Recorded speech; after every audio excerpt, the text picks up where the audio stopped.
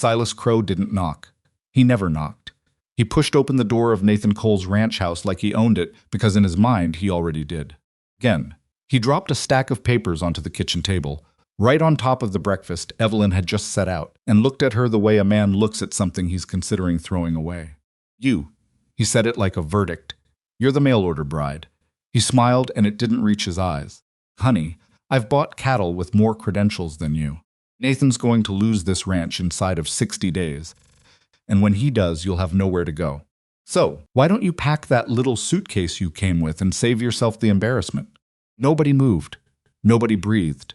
And Evelyn Hartwell looked at him across that table, this man who had walked into her home uninvited and tried to reduce her to a punchline, and she did not look away.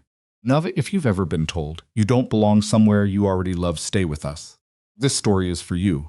Before we go further, if you're new here, please subscribe to our channel and hit that like button so you never miss a story. Drop a comment and tell us what city or country you're watching from.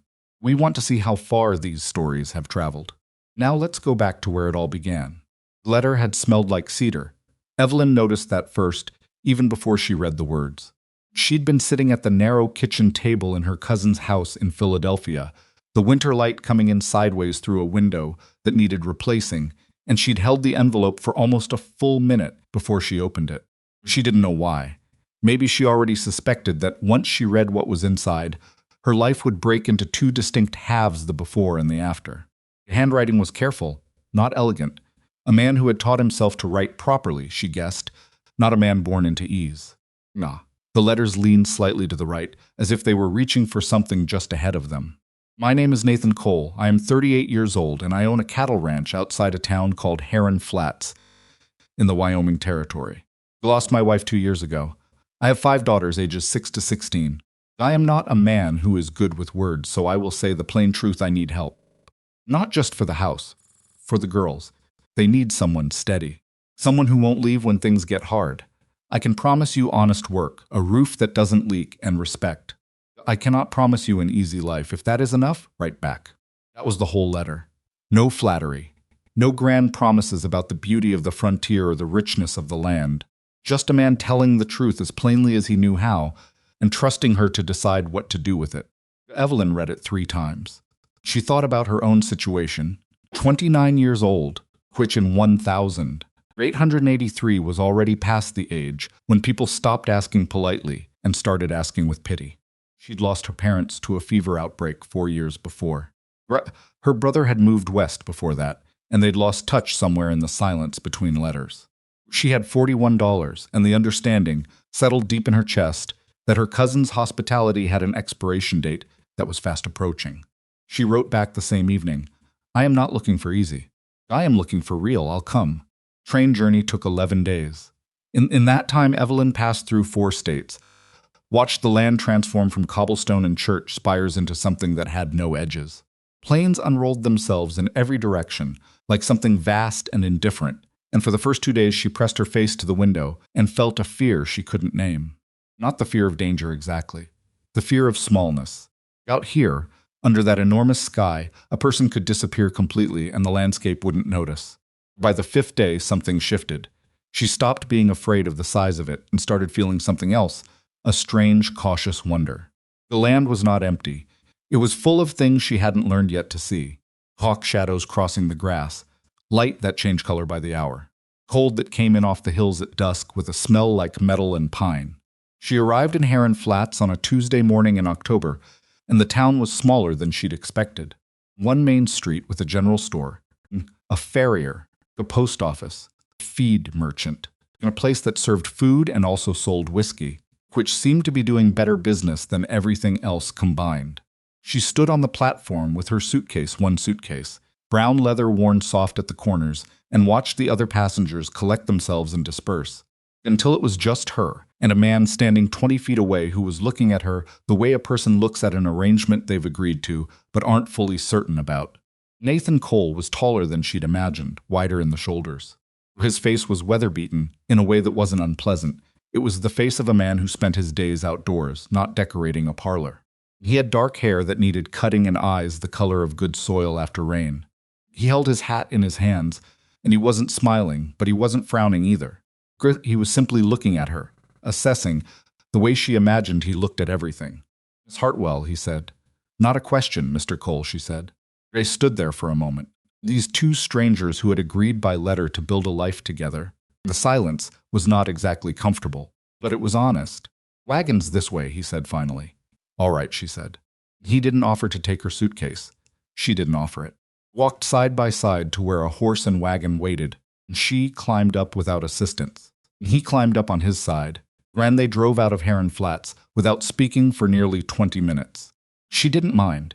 She was watching the land, and she suspected he was doing the same thing he always did, working through something in his head in silence before he said it. Finally, he said, "They're a handful. Your daughters?" "Yeah." He paused. "The two youngest are easy enough. Clara's 8, Molly's 6. They'll warm up quick." Another pause. "Ruth and Frances, they're 11 and 13. They're adjusting. Still. And the oldest?" He was quiet longer than he'd been for anything else. "Margaret's 16. She's not, she doesn't." He stopped, started again. "She loved her mother very much." Evelyn understood what he wasn't saying. "I'm not here to replace anyone." He glanced at her sideways, just briefly, and then looked back at the road. "That's a good thing to know," he said, and his voice was careful, like he was deciding whether or not to believe her. She didn't push it. There would be time, or there wouldn't be. Ranch appeared on the horizon before she expected it, and her first impression was not what she'd hoped. The house itself was solid enough, 2 stories, a covered porch, enough windows to let in light, but everything around it carried the look of a place that had been held together by determination rather than maintenance. Fence posts leaned at various degrees. The barn needed paint. The yard was more mud than anything else, and a broken wagon wheel had been propped against the side of the house long enough that grass was growing through the spokes. This was a place where a woman had been, she thought, where a woman had been absent for 2 years, not absent. Gone. There was a difference. She heard them before she saw them. High voices, an argument about something small, the kind of argument that has nothing to do with the thing being argued about, and then 4 faces appeared in the doorway and on the porch steps, stacking themselves up at various heights, staring at her. 4 of the 5. The oldest wasn't there. Clara, 8 years old and missing a front tooth, stepped off the porch and walked directly up to Evelyn's side of the wagon with the particular boldness of a child who hadn't yet learned to be cautious. "Are you going to cook better than Papa?" she asked. "Papa burns everything," Clara, Nathan said, in the tone of a man who had said this name with this tone many times. "True," Clara said, without looking at him. Evelyn bit the inside of her cheek to keep from smiling. "I'm a decent cook," she said. "What's your favorite?" "Apple cake." "I can do apple cake." Clara nodded, satisfied, as if this settled the most important question. She turned and walked back toward the porch with the air of someone who had conducted a successful negotiation. Ruth, 13, stood at the porch railing with her arms folded and her chin up. She had her father's coloring and her mother's stubbornness, Evelyn guessed. Frances, at 11, hovered just behind her, trying to look as skeptical as her older sister, but not quite pulling it off. Little Molly, 6 years old, watched Evelyn from the doorway with huge, serious eyes, one hand wrapped around the doorframe, the other pulling at the front of her dress. Evelyn climbed down from the wagon. She didn't rush toward any of them. She stood in the yard and looked at the 4 of them looking at her, and she said, "My name is Evelyn. I don't expect you to like me right away, and I'm not going to pretend any of this is easy. But I'd like to try if you'll let me." Nobody answered. Then Molly unwound herself from the door frame and walked down the porch steps carefully, one at a time, in the deliberate way of small children learning their own feet, and crossed the yard to Evelyn and looked up at her. "This house has been lonely for too long," Molly said. Just like that, a 6-year-old stating a fact. Evelyn crouched down so they were eye level. Up close, she could see that Molly had a small scar on her chin, probably from a fall, that her dress had been mended in 3 places. Not badly, but visibly. Someone had been trying. "Then let's do something about that," Evelyn said. Wedding was the following morning, at the town courthouse, with the justice of the peace and 2 witnesses who worked at the general store and didn't speak during the ceremony, except when asked. Nathan wore his good shirt and a jacket that didn't quite fit anymore across the shoulders. Evelyn wore her best dress, dark blue wool, which was practical rather than beautiful, and she had braided her hair because the frontier wind had made everything else impossible. Justice of the peace asked them the questions. They gave the required answers, and then it was done. Nathan put a ring on her finger, plain gold, not new, slightly too large, which she noticed but didn't say anything about. She wondered whose it had been before, and then she stopped wondering, because some things deserved their own silence. Ray drove back to the ranch without ceremony. Margaret was still inside when they returned. She hadn't come to the wedding. Nathan had told Evelyn the night before, matter-of-factly, that Margaret would not be there. Evelyn had said that was fine, though it wasn't entirely. She understood. She'd been 16 once. She knew that grief at 16 has no shape, it just fills everything, spills over everything, turns sideways into anger because anger is easier to hold. That afternoon, Evelyn started in on the kitchen, not because she was trying to prove herself, not because she was trying to take over. She did it because the kitchen was in genuine disorder, pots stacked on the wrong shelves, the larder organized in ways that made no sense, a pudding mold that had rusted through and needed to go. She was methodical about it, quiet, working through the afternoon, while the younger girls circled around her at various distances, some of them closer than others. She was reorganizing the spice shelf when she felt it, that particular stillness that comes when someone has entered a room and is watching you without announcing themselves. Turned around.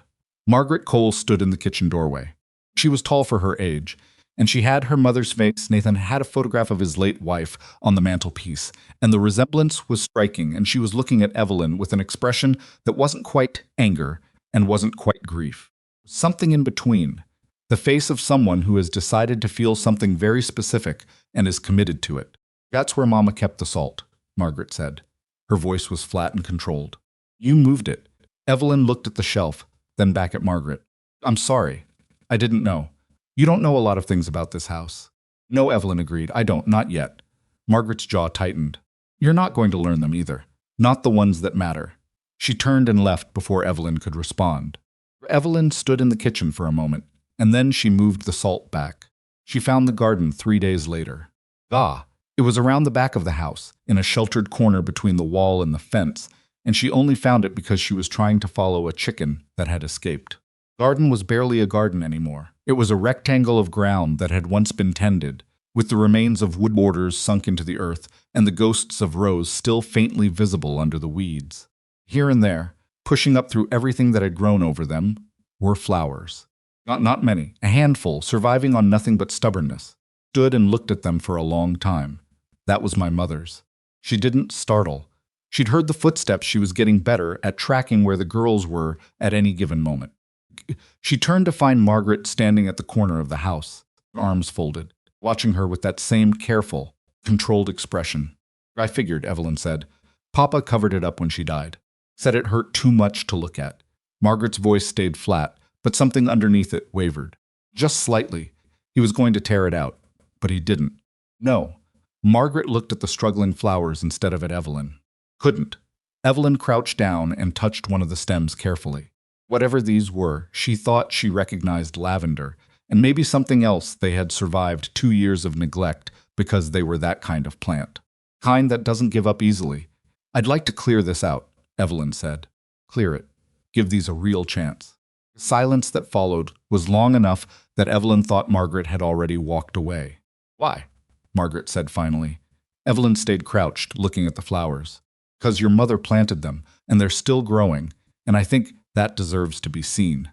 She didn't look up. She didn't wait for an answer. She just stayed there, in the dirt beside the surviving plants, and after another long moment she heard Margaret's footsteps recede. Not angry footsteps, just retreating, thinking. First real crisis came on a Wednesday, 9 days after her arrival. Started with Nathan's account at the Heron Flats Merchant Bank, which was further in arrears than he'd let on in the letter. Not because he'd been dishonest with her. She didn't think Nathan Cole was capable of deliberate dishonesty, but because he was a man who believed that problems could be worked through hard enough, and he hadn't fully accepted yet that this particular problem was outpacing him. She found out because the bank's letter came while Nathan was out in the north pasture, and Clara, who had decided that Evelyn was her new favorite person, and therefore brought her everything of interest, delivered it to the kitchen. Evelyn opened it. She probably shouldn't have. The Cole family name was on the outside. She was a Cole now, which was still strange to think about. Kai, and she opened it. The letter was not kind. 42 days. That was what they had before the bank began formal proceedings. Debt was not catastrophic, not yet, but it was substantial enough that a single bad season or a single large unexpected expense would push it over the edge into something that couldn't be recovered from. She was still holding the letter when she heard the wagon. Nathan came in through the back door, hung his coat, and stopped when he saw her face. What happened? She put the letter on the table. He crossed the room and read it without picking it up, standing over it, his face going through several things in quick succession that he didn't let become sounds. Then he pulled out a chair and sat down heavily. I should have told you, he said. Yes, she said. He rubbed his face with both hands. I thought the fall cattle sales would cover it. The prices came in low this year. Lower than last year, and last year was already. He stopped. I thought I had more time. What happens to the girls if you lose the ranch? Looked at her. He didn't look away. I don't know, he said, which she respected him for, because it was the truth. We figure it out, she said. Evelyn, together, she said. I didn't come here to watch. He looked at her for a long moment.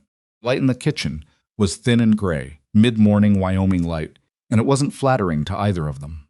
He had circles under his eyes that she hadn't noticed before, or maybe they'd gotten worse in the past 9 days. Guy? He looked like a man who had been holding something up for a long time and was starting to feel the weight. All right, he said finally.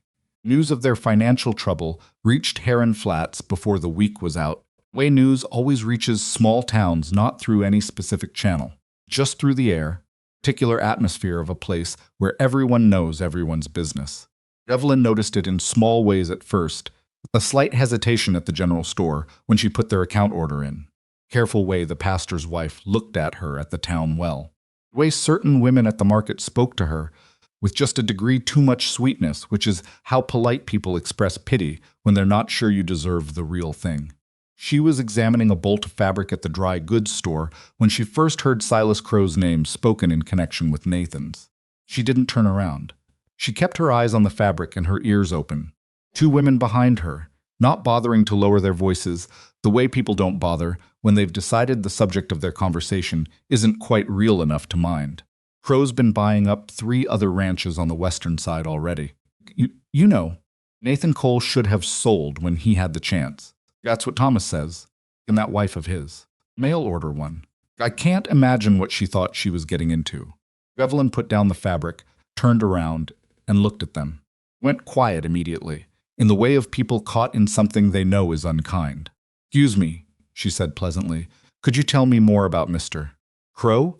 I'm afraid I've only just arrived in Heron Flats, and I find I'm learning something new every day. 2 women exchanged a glance. The one on the left, older, pearl buttons on her collar, found her voice first. He's a businessman, she said carefully. Very successful.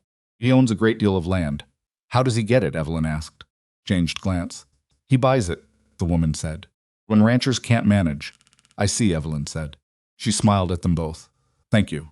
Very helpful. She left the store without buying anything. Outside in the raw October air, she stood on the boardwalk for a moment and looked down the length of the main street at Heron Flats, which was doing its level best to be a real town and mostly succeeding. And she thought, so that's how it is. She knew the type, the man who waits for other people's worst moments and calls it opportunity. She'd seen it back east, in different clothes and different settings, but the same essential species, kind who watched you drown and offered to sell you a rope. She walked home with a list of things to do that had grown considerably longer in the last 10 minutes. That evening, after supper, Evelyn sat at the kitchen table and went through every piece of paper in the house that related to the ranch's finances.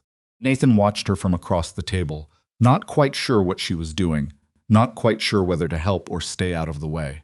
You know how to read ledgers? He asked. My father kept books for a hardware merchant for 20 years, she said. Balanced them when I was 14. He made me do it over until I was right. Nathan was quiet for a moment. I didn't know that. There are a lot of things we don't know about each other yet, she said, not unkindly. Get there. She found 3 errors in the records by midnight. Not fraud errors. The kind that accumulate when a man is doing the books himself at the end of exhausted days, carrying too many things at once. When she added them up, the situation was still difficult, but slightly less dire than the bank's letter had suggested. Nathan, she said. He looked up from where he'd fallen half asleep against the wall. Brennan grazing lease, she said. Did you renew it this spring? He blinked. No, I forgot with everything. The pasture to the east of the Henderson property. Crow's been letting his cattle graze there for 6 weeks. By the look of the feed records here. She tapped the page. Haven't been charging him. Nathan sat fully upright. Owes you money, Evelyn said. Legitimate money. For grazing rights on your land. Silence that followed lasted about 4 seconds. And in it she watched Nathan's expression go through surprise, and then calculation, and then something that looked, cautiously, like hope. Doesn't fix everything, he said. No, she agreed. It's a start. And starts matter. From upstairs came the sound of small feet on the floorboards, one of the younger girls awake and moving around. Evelyn listened for a moment to make sure it wasn't distress, and then turned back to the ledger. Get some sleep, she told Nathan. I'll finish this. I'll have a full picture for you by morning. Pushed back his chair and stood. Connie looked at her for a moment, at the top of her head bent over the papers. Her hair coming loose from its braid. Ink on her fingers, and he looked like he was going to say something. Didn't. He went to bed. Evelyn worked until the candle burned down and then lit another one. By the end of her second week at the ranch, she had mapped the problem clearly enough to see it wasn't just about money. Ranch itself was sound. The land was good, the cattle were healthy, the operation made sense if it was managed correctly. The issue was that Nathan had been managing it the way he managed everything since his wife died, alone, and with one eye constantly on his own grief. He wasn't a broken man, but he was a tired one. She started small. She reorganized the morning workflow so that chores didn't overlap badly. She found $2.60 in erroneously collected expenses that could be written off against the bank debt. She made apple cake on a Thursday because she'd promised Clara. San Francis ate 3 pieces while pretending she didn't care about it. Rend Ruth stern. Skeptical Ruth ate one and said quietly, no one in particular, that it was decent. She was making progress. And then Silas Crow came to the ranch. He arrived on a Saturday morning without warning, driving a buggy that cost more than most of Heron Flat's earned in a year. Was in his 50s, well-dressed, with the particular confidence of a man who had learned a long time ago that money insulates you from most consequences. He had a neat beard going silver at the edges and small eyes that were always moving, always calculating, always looking for the angle. He knocked on the door. She gave him that much, and when she opened it, he looked at her the way she'd come to recognize, the slight downward flick of the eyes. Recalibration that happens when someone has categorized you as less than they expected. Mrs. Cole, he said. I'm Silas Crow. Is your husband available? He's in the north pasture, she said. Can I help you? I need to speak with Nathan about ranch business. I manage the ranch accounts, she said. Whatever business you have, you can have it with me. He smiled. It was the kind of smile a man uses when he's decided to be patient with someone who doesn't know their place. I don't think that'll be necessary. It's a complicated matter. Then I'm definitely the right person, she said. I'm better with complications than Nathan is. Studied her for a moment, reassessing. Mind if I come in? She did mind, but she stepped back and let him in. He walked through her kitchen the way he probably walked through everything, like he was appraising it, calculating its worth, considering what it might be made into with the right management. Sat at her table without being invited and placed his hat on the chair beside him. I'll be honest with you, he said. I'm here to make Nathan an offer. A fair one. This ranch isn't struggling, Mrs. Cole. I know the bank situation. I know the numbers. I'm offering Nathan a clean exit, a fair price for the land and stock, and the chance to walk away with his dignity. Evelyn sat across from him. She folded her hands on the table. Where would he walk to? Crow shrugged. That's his business. 5 daughters. That's also his business. He leaned forward slightly. Look, I'm trying to help. A man in Nathan's situation, with that much debt and a mail-order bride who's been here, 2 weeks? He doesn't have a lot of leverage. I'm offering a way out before this gets ugly. She looked at him steadily. What do you want the land for? I have plans for this valley. Plans. That's not information I'm obligated to share. No, she agreed. You're not. She stood up. Crow, I appreciate you coming. I'll tell Nathan you were here. But I want to be honest with you in return. We're not selling. He looked up at her. The pleasant surface cracked, just slightly, just enough to see what was underneath it. Mrs. Cole, we're not selling, she said again. Now I have work to do. I'll show you out. He stood slowly, put on his hat and walked to the door. He paused in the doorway and looked back at her with something different in his expression now, something cooler and more deliberate. Bank has a deadline, he said. 60 days becomes 40 days becomes 20. After that, they won't wait for you to decide. They'll decide for you. "Good day, Mr. Crow," she said. He left. She stood in her kitchen for a moment after his buggy wheels had faded, and she became aware that she was holding herself very still, the way a person does when they're keeping something in. Not fear, exactly.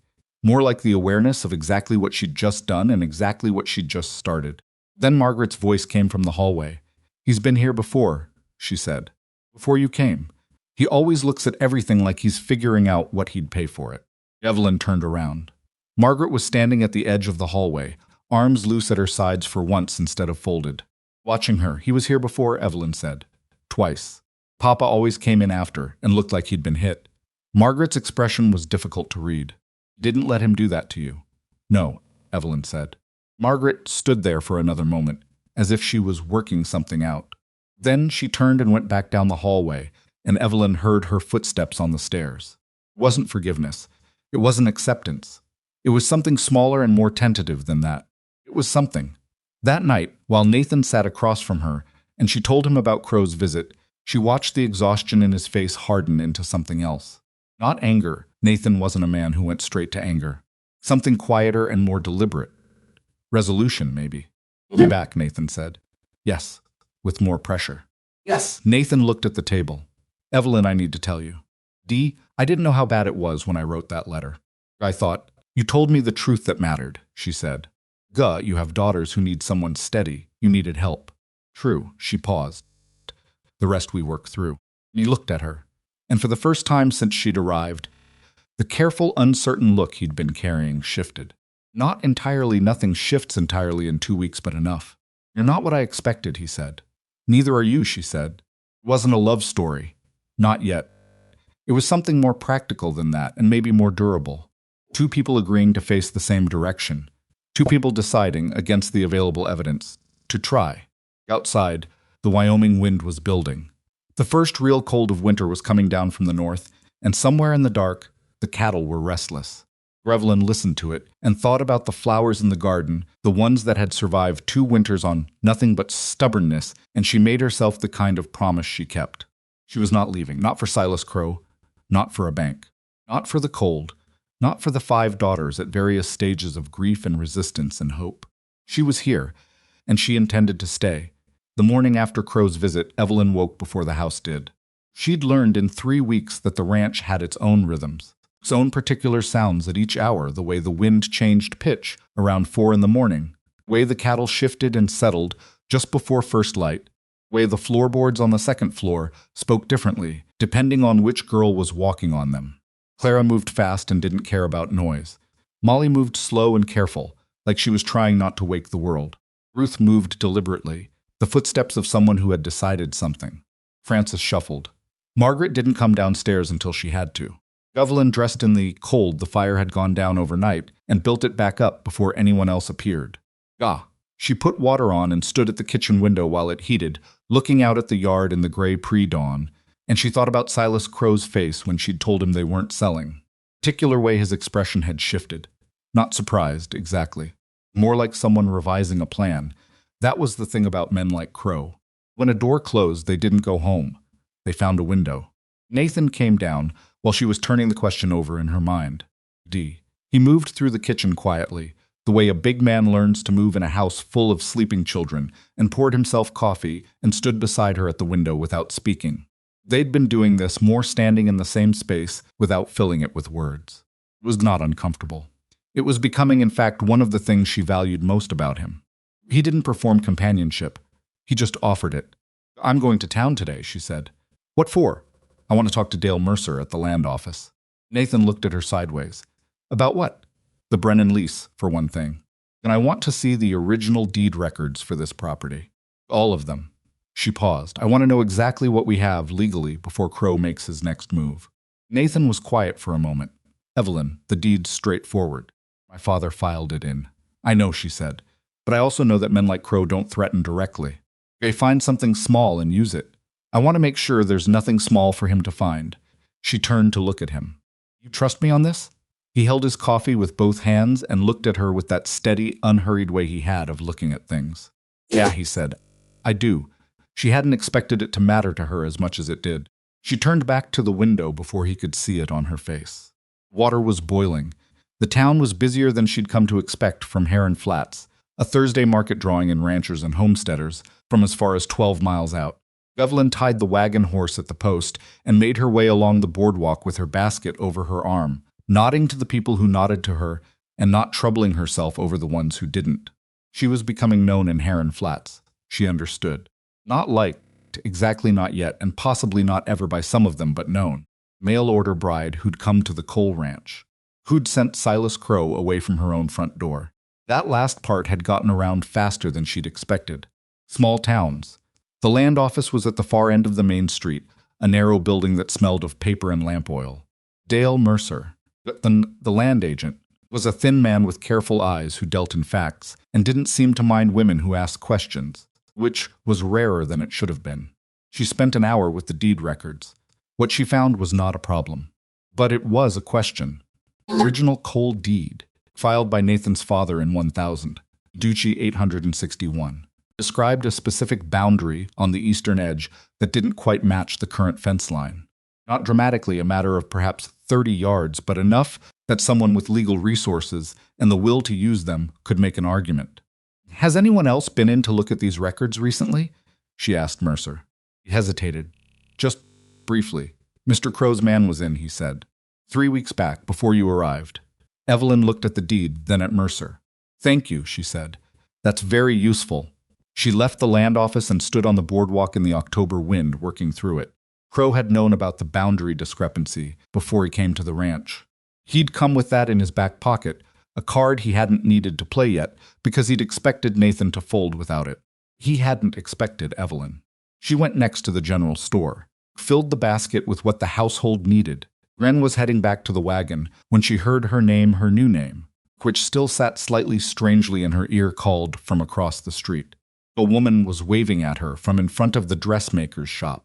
Mid-40s, solid, with a round face and eyes that looked like they'd seen enough of human nature to find most of it predictable but still interesting.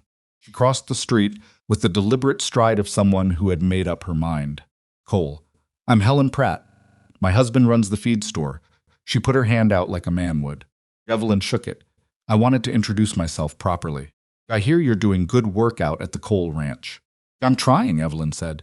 "More than trying, from what I hear." Helen Pratt looked at her steadily. "I heard you turned Silas Crow around at your front door." "I told him we weren't selling," Evelyn said. "That's not a heroic act." "In this valley it is," Helen said. "He's taken 4 ranches in the last 2 years. Riordan Place, Whitfield Spread, Jensen Homestead, and the Callaway quarter section. Every one of them had debt he could leverage." She paused. "We've been watching him work his way east toward the creek properties. Your place is the biggest one left." Evelyn stood with this for a moment. "Why hasn't anyone stopped him?" "Because he doesn't do anything technically wrong," Helen said, and the flatness in her voice was the sound of something that had been thought about many times and not resolved. "Buys at distressed prices, which is his legal right. He finds boundary disputes or contract irregularities, which his lawyers handle. Pushes where people are weak and waits for them to break." She looked at Evelyn squarely. "Been doing it for 15 years, and he's very good at it.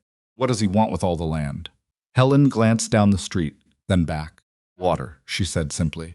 "There's a creek that runs through the Eastern Valley properties, including yours. Whoever controls those properties controls the water for everyone west of the ridge. Crow wants to charge for it." Evelyn looked at her. "Wants to charge ranchers for water from a creek that's been free range for 30 years. Wants to be the man who decides who gets water and who doesn't." Helen's expression was very dry. "Same thing, just more honest about it." The wind picked up, carrying dust and the smell of coming rain. "Thank you, Mrs. Pratt," Evelyn said. "Helen, I'm glad you told me." "I'm glad someone's finally pushing back," Helen said. Pulled her coat tighter. "You need anything, you come to the feed store.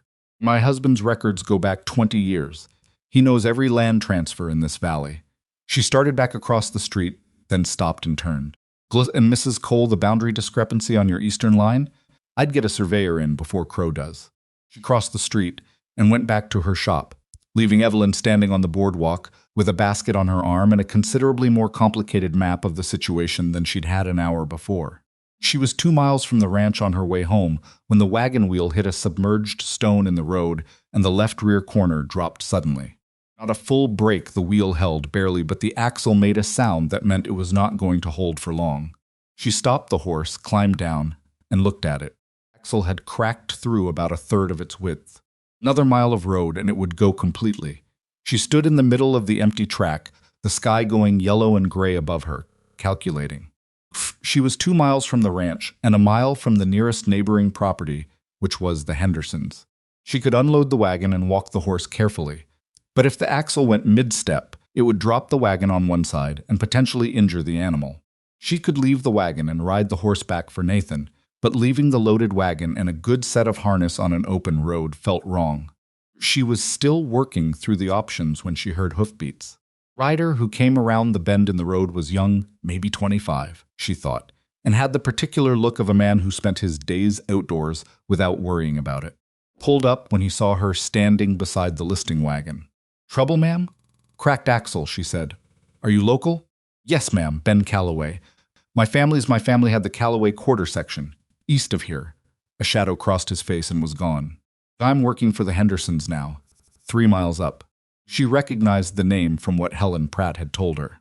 "Calloway, one of the ranches Crow had taken. I'm Evelyn Cole," she said. Something shifted in his expression. "Nathan Cole's wife?" "Yes." He dismounted and crouched to look at the axle. He had the economical movements of someone who'd done this kind of assessment before.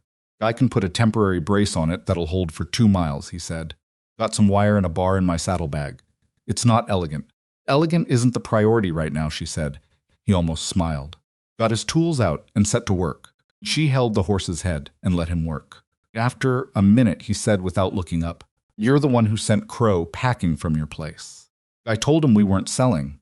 "That's more than my father managed," Ben Calloway said, and his voice was very even, the way a voice gets when it's carrying something heavy.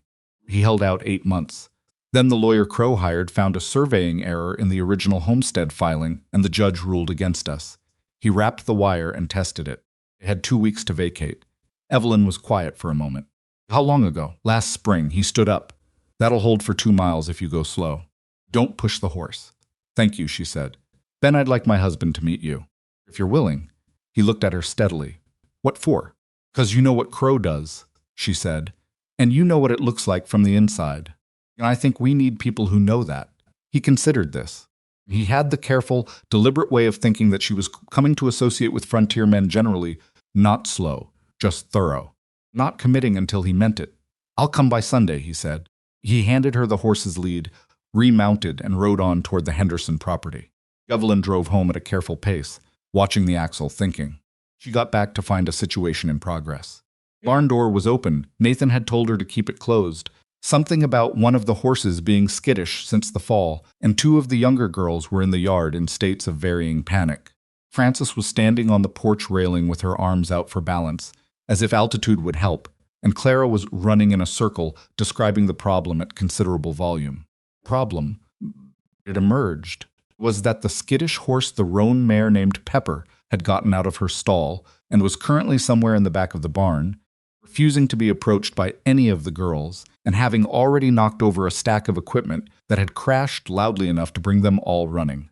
Evelyn unhitched the wagon horse and put her in the paddock and walked into the barn.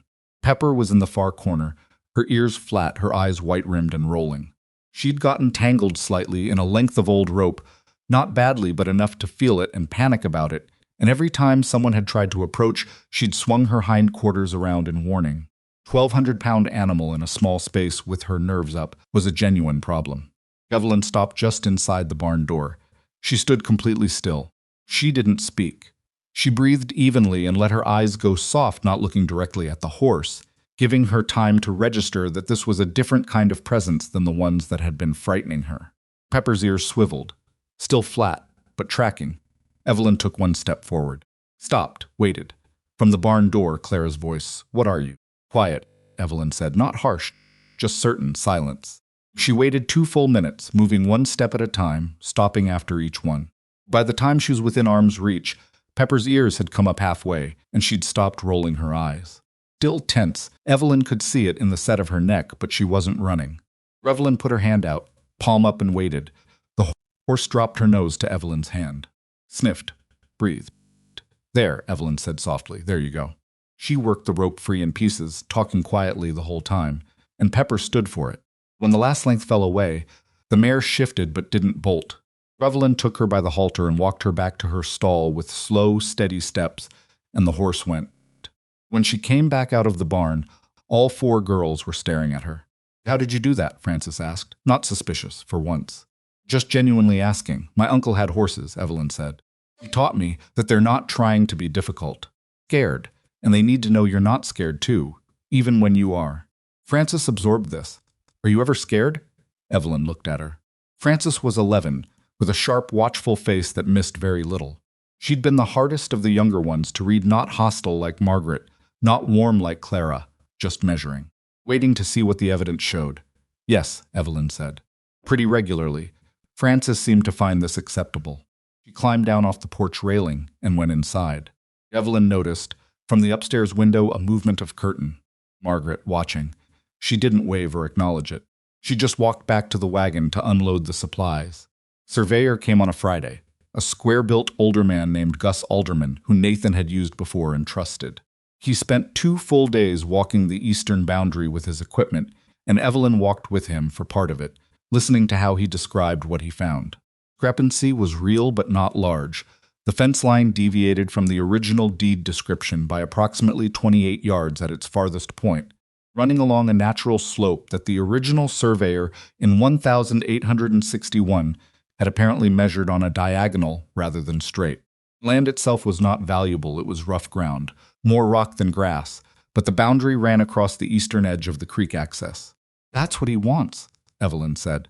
Alderman looked at her over his instruments. "I'd say so. If he could establish that the fence and the associated creek access is on improperly claimed land, he'd have grounds for a title dispute. Can he win it?" Alderman considered. "Depends on the judge. Depends on his lawyers." He was quiet for a moment. "If you file a corrected survey now, today, and get it recorded at the land office before any dispute is formally raised, that changes the conversation considerably. D. You're not defending a mistake, you're correcting an old administrative error that your family flagged and rectified. It's a very different posture. How quickly can you have the corrected survey ready?" "I can have the paperwork drawn up by Monday." "Do it," she said. "Yeah." She walked back to the ranch house across the rough eastern ground and thought about the creek about water, and who controlled it, and what it meant to the families further west, who had no legal claim to protect themselves if Crow established what he was trying to establish. She thought about Ben Calloway, who'd lost his family's land in the spring. She thought about the other 3 ranches Helen Pratt had named. There was something here that was larger than one deed and one boundary. She wasn't sure yet what to do with that, but she filed it.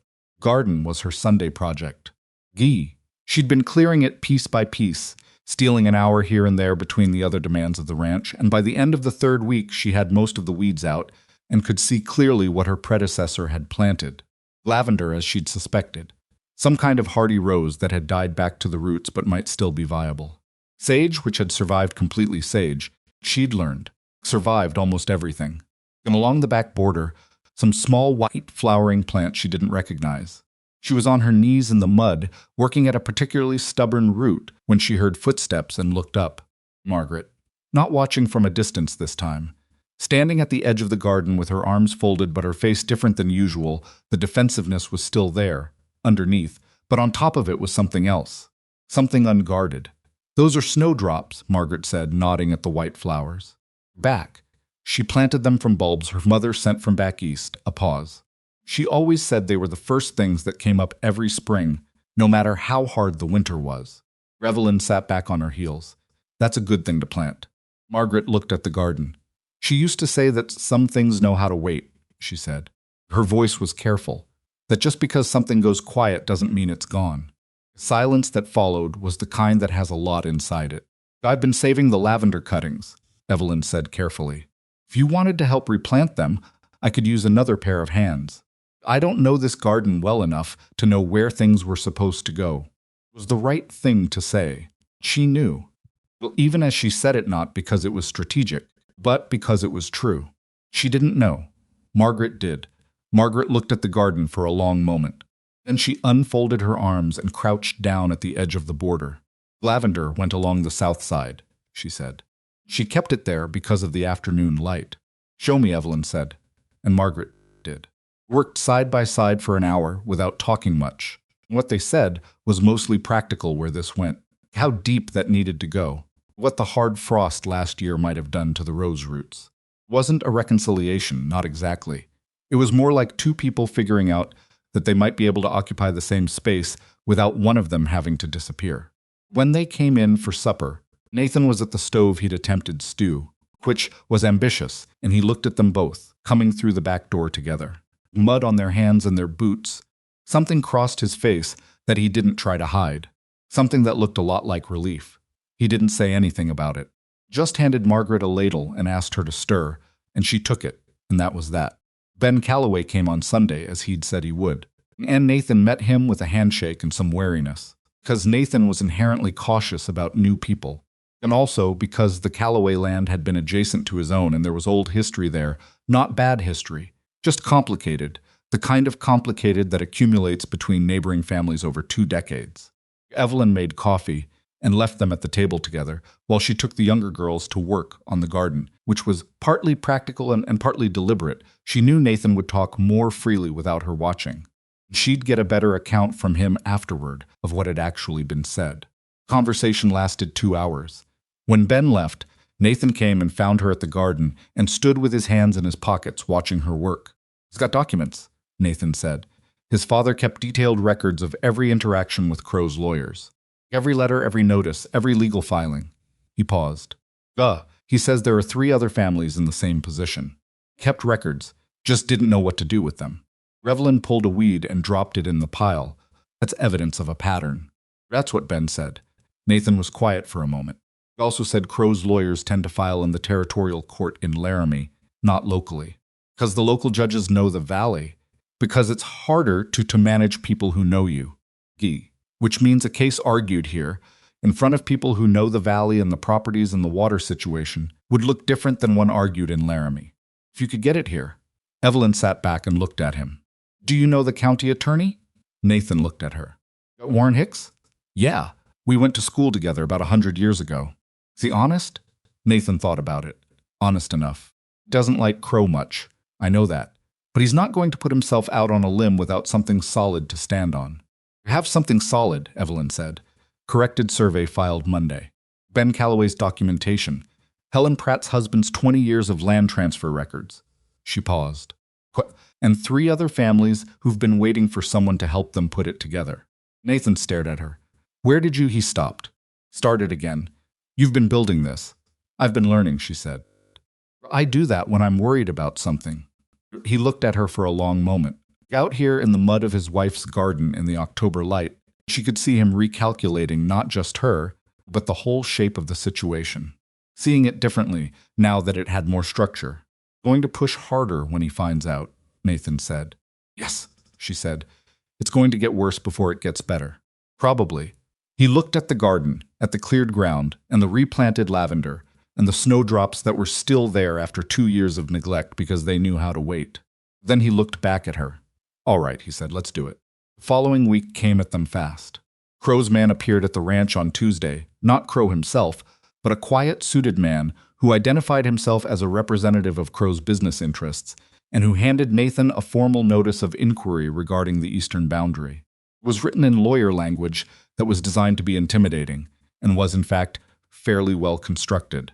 Evelyn read it twice at the kitchen table while Nathan stood over her shoulder. "They filed this before we filed the corrected survey," she said. "By 2 days," Nathan said. She put the notice down. "That means they moved faster than they expected to. Something pushed them." She thought about it. Helen Pratt, maybe. Ben. Someone talked. "Does it matter?" "It means they're not as confident as they want to look," she said. "Push faster when you're worried about losing the advantage." Nathan sat down. He had that look again that contained exhaustion, the weight of it. She'd come to recognize it, and also to know that he didn't want her to treat it as fragility. "The girl's tired, not broken." "The girls can't know about this," he said. "Margaret, especially." "Margaret already knows something's wrong," Evelyn said. "She doesn't know how wrong." Evelyn was quiet for a moment. "No, but she's 16, Nathan. Not 6. She knows more than you think she does, and the not knowing is part of what makes her angry." He looked at her. "She's already got enough to carry." "She's carrying it anyway," Evelyn said. The difference is whether she's carrying it alone in her head or whether she feels like part of the family that's dealing with it. She paused. I'm not telling you to put it on her. I'm saying don't protect her so hard that she can't trust you with her own fear. Nathan sat with this for a while, long enough that she thought he might just table it and move on. That's how Eleanor handled her too, he said finally. Great. It was the first time he'd said his wife's name to her. She didn't make a thing of it. She sounds like she was a smart woman, Evelyn said. She was, he said. And then, because apparently it was a day for honesty, I'm sorry I didn't tell you more in the letter. About the debt. About all of it. You told me what you could, she said. Figuring out the rest together. That's how it works. He nodded, just once. But it meant something. Outside, the wind was picking up again from the north, kind of wind that carried change in it. And in the garden, the lavender was bending and straightening and bending again. And the snowdrops were nowhere to be seen yet. Still sleeping in the ground, waiting for a season that hadn't come. They were there. Evelyn knew they were there. And she was beginning to understand, in a way she couldn't quite have put words to before coming to this particular patch of Wyoming earth. Some things survive, not because the conditions are easy, but because the roots go deep enough that no season can reach them. She picked up the notice from the table, folded it carefully, and put it with the other papers she was building a file from. There was work to do. There was always work to do. And she had stopped finding that discouraging and started finding it not comforting, exactly, but right. Life with work in it was a life with shape. She'd lost the shape of her life back east and spent 2 years floating. She hadn't fully understood until she was here, in this imperfect house, with this complicated family and this growing crisis. How much she'd missed having something solid to push against. She went to find Nathan to tell him they needed to drive to town in the morning to see Warren Hicks. In the hallway, she almost ran into Margaret, who was coming down the stairs with a book under her arm and stopped short. Looked at each other. Margaret said, "Is it bad?" "The thing with Crow." Evelyn looked at her. The girl's face was controlled in that particular way. She had the same way Nathan's face got controlled when he was working hard to manage something, but underneath it was the real thing, the worry, the fear of another loss. "Serious," Evelyn said. "We're handling it, we? Your father and me. And some others in the valley who are in the same position." She held Margaret's gaze. "You don't have to worry about losing the ranch. Not if I have anything to say about it." Margaret stood on the stairs and looked at her. Gone for a moment, the controlled face slipped just enough to show what was underneath not a 16-year-old. In that moment, just a person who was tired of being afraid. "Okay," she said, and then she went back up the stairs. Evelyn stood in the hallway and listened to her footsteps overhead, and then she put on her coat and went out to find Nathan. Warren Hicks had an office above the feed store that smelled like old paper and the particular staleness of a room where serious conversations happened regularly, and the windows didn't open easily. He was a lean man in his late 40s with a good handshake, and the careful, measured way of speaking that Evelyn had come to associate with people who had learned to choose their words because they'd seen what happened when you didn't. He listened to everything she laid out without interrupting. Corrected survey. Ben Calloway's documentation. Pattern of acquisition across the Eastern Valley properties. Water rights question. Helen Pratt's husband's records. Sat behind his desk, with his hands folded and his eyes moving between her and Nathan, and when she finished, he was quiet for long enough that she started to think he was going to politely decline. "I've known about Crow for 2 years, he said finally. "Then why hasn't anything been done?" Nathan said. Didn't say it with heat, it was a genuine question. Because knowing and proving are different things. Hicks leaned back. "I knew what he was doing with the Riordan place. I suspected it with Whitfield. But every time I looked at it, what I had was a man operating within the technical limits of the law, finding legitimate weaknesses and exploiting them, with lawyers good enough to make it look clean." Paused. "What you're describing is the first time I've had more than one family's situation to look at side by side." "Pattern," Evelyn said. "The pattern," he agreed. "One boundary dispute is a boundary dispute. 4 boundary disputes with the same man's lawyers filing on the same kind of weakness in the same creek corridor over the same 4 years." He stopped. "Something else." "Can you argue it here?" Evelyn asked. "County court rather than territorial?" Hicks looked at her with a slight shift of expression, something between assessment and surprise, the look of a man recalibrating what he's dealing with. "You've been thinking about jurisdiction. Crow's lawyers file in Laramie," she said. "Told Nathan once, I think the local judges know the valley. It's harder. Nathan had, in fact, mentioned this in passing 3 nights ago. She wasn't sure if Hicks would remember saying it, or to whom. Hicks nodded slowly. If we file a preemptive action here, a declaratory claim on the coal boundary and the associated water access, we establish local jurisdiction before his lawyers can move it, Hicks said. He was thinking out loud, not talking to her specifically, working it through. It's not a guarantee. His legal resources outweigh mine considerably. Changes the terrain. He looked at her. Where are Calloway's documents? We'll bring them this week, Evelyn said. And Pratt's records? Edward Pratt is willing to testify to the pattern of transfers if it comes to that. Hicks was quiet again. Then he put both hands flat on the desk and stood up. All right.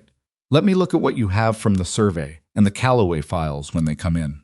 I'm not promising anything yet, but I'm looking. It was not a victory.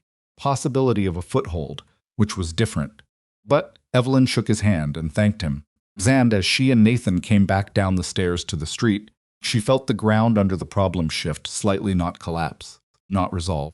Just shift the way terrain does when you find a better angle. Nathan didn't say much on the drive home. He was processing, which was his way. She let him. 3 miles from the ranch, he said, you should have been a lawyer. I didn't have that option, she said. No, he said. I know. And then, after another minute, I'm glad you're here. Was simply said. No performance in it. The kind of thing a man says when he's decided to stop holding something back. Kept her eyes on the road. So am I, she said. The October deepened toward November, and the cold came down off the ridge in earnest.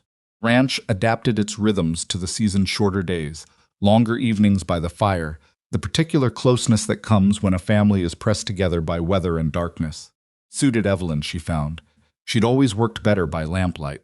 Girls were settling into her in their different ways. Clara had long since decided that Evelyn was an improvement in most practical categories and campaigned loudly for her in small daily arguments. Molly had attached herself in the quiet, thorough way of a 6-year-old who has identified a safe harbor. She appeared at Evelyn's side with some regularity, usually without explanation, and helped with whatever was happening and didn't require much conversation to do it. Frances had moved from measured skepticism into something approaching grudging acknowledgement, which, in an 11-year-old with her particular disposition, was practically a ringing endorsement. Ruth was harder. At 13, she'd been old enough when her mother died to understand what had been lost, but not quite old enough to know what to do with it, and she'd settled into a kind of watchful reserve that looked like indifference but wasn't. She was the one who still set an extra place at the table sometimes, not deliberately, just out of habit, and then noticed and removed it with a quick, controlled motion that she hoped no one saw. Evelyn always saw. She never said anything. One evening in early November, Evelyn was at the kitchen table, mending one of Clara's dresses. Clara was especially hard on fabric when Ruth came in and sat across from her without being invited, which was not her usual approach. I found Mama's recipe book, Ruth said, in the back of the pantry, behind the preserve jars. Evelyn looked up. She kept face neutral and her voice easy. That's good. Was it where you expected? No, I didn't know where it was. Ruth put both hands flat on the table. Papa must have put it there. A pause. He put things away after she died. Moved them. He thought it would help, I think. Sometimes it does, Evelyn said. For a while it didn't. Ruth's voice was even. Just meant we didn't know where things were anymore. Evelyn set the mending down. What would you like to do with the recipe book?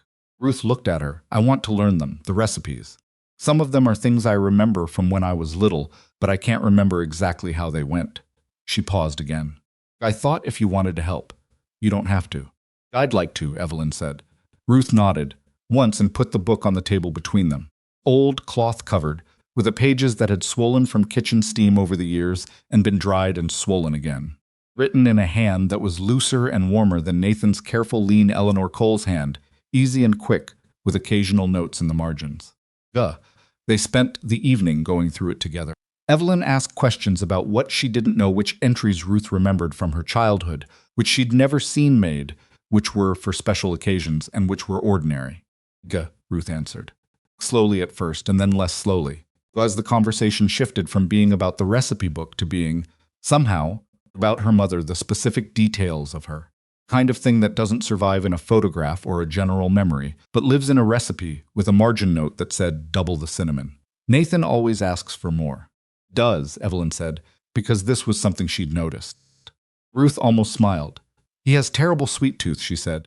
Mama used to say she'd met black bears with more restraint. Evelyn laughed genuinely, which surprised her slightly, and Ruth's almost smile became the real thing. Then Ruth seemed to notice it and put it away, but not as quickly as she would have a month ago. Margaret found them there an hour later when she came down for water. She looked at the two of them over the book, at the lamp between them, at Ruth's expression, which was more open than Margaret had seen it in months. She looked at Evelyn. Neither of them said anything. Margaret got her water and went back upstairs. Crow's second move came on a Monday. Not a visit this time. The legal filing, served by the county sheriff's deputy, who looked personally uncomfortable about the whole thing, was a formal challenge to the Cole property boundary, filed in territorial court in Laramie, which meant Crow had moved fast after learning about Hicks, or had been planning this for longer than she'd known. Evelyn read it in the kitchen with Nathan standing beside her and Hicks, who she'd asked to come out, sitting at the table. Filing was well constructed. Challenged the corrected survey, on the grounds that a corrected survey filed under dispute conditions had less standing than the original filing, and it named 3 specific precedents from other territorial cases to make the argument. Crow's lawyers had done their work. He moved jurisdiction to Laramie, Nathan said. Tried to, Hicks said, but we filed the declaratory action here 4 days ago. That's a jurisdictional question the territorial court will have to resolve first, and we have an argument. He tapped the filing. It's not automatic, but it slows him down and it forces him to fight on 2 fronts. It's him money, Evelyn said. Which costs him money, Hicks agreed. And time. And Crow is a man who's used to his opponents running out of both before he does. Nathan looked at the filing and looked at Hicks. What does he actually want? I understand the water argument. He gestured at the legal papers. This is more than a water rights play. Personal. Hicks was quiet for a moment. The Riordan family sold him a right-of-way when they sold the land as part of the agreement. That right-of-way runs through the northeastern corner of your property. He looked at Nathan steadily. If he controls your land, he controls a direct corridor from his western holdings to the Eastern Valley watershed. Without it, his water scheme works, but it works inefficiently. He'd need additional infrastructure, additional cost. He paused. Property is the keystone, Nathan. It always was. Others were practice. The kitchen was quiet. Gamali wandered in from the hallway, looked at the 3 of them at the table with serious papers, correctly assessed that this was not a moment to ask for anything, then wandered back out. So the others, Nathan said slowly, the Calloway family, Riordans, the others he took, were partly about weakening the valley's ability to resist, Evelyn said, partly about building toward this. Nathan sat down. He had that look not broken, she thought again, but feeling the weight. Been planning this for years. Yes, Hicks said. Gah. And we have how long before the territorial court weighs in on jurisdiction? 4 to 6 weeks, Hicks said. Maybe longer. I've got a motion filed that'll keep things moving slowly. Nathan put his hands on the table and looked at them. He was quiet for long enough that Evelyn was about to say something, and then he looked up. What do we do in 4 to 6 weeks, he asked. Not beaten. Just asking for the plan. We build the case, Evelyn said. Everything Calloway has. The Pratt records. Any other families in the valley who were touched by this who still have documentation. We make a record so thorough that when the jurisdiction question resolves, Hicks has something to argue with. In the bank? That was the harder question. The bank's deadline had contracted 42 days in October, and now it was 31, and the corrected survey and the legal action had not made the bank more patient. Banks were constitutionally unable to be patient. I spoke to Silas Mercer at the bank, Evelyn said. Not Crow's Mercer. She caught herself Dale Mercer at the land office, a separate Mercer. The name was unfortunately common in the valley. Bank's man, George Fenwick. I spoke to Fenwick. Nathan looked at her. When last Wednesday? When you were at the Henderson property with Ben. She met his gaze steadily. I should have told you, I'm telling you now. He held her gaze for a moment. And he's not Crow's man, she said. He has his own bank to protect, and a legal action in progress over a boundary that affects the property's value makes him nervous. Gruff. His preference is not foreclosure. Foreclosure is administrative trouble and uncertain sale value when there's litigation pending.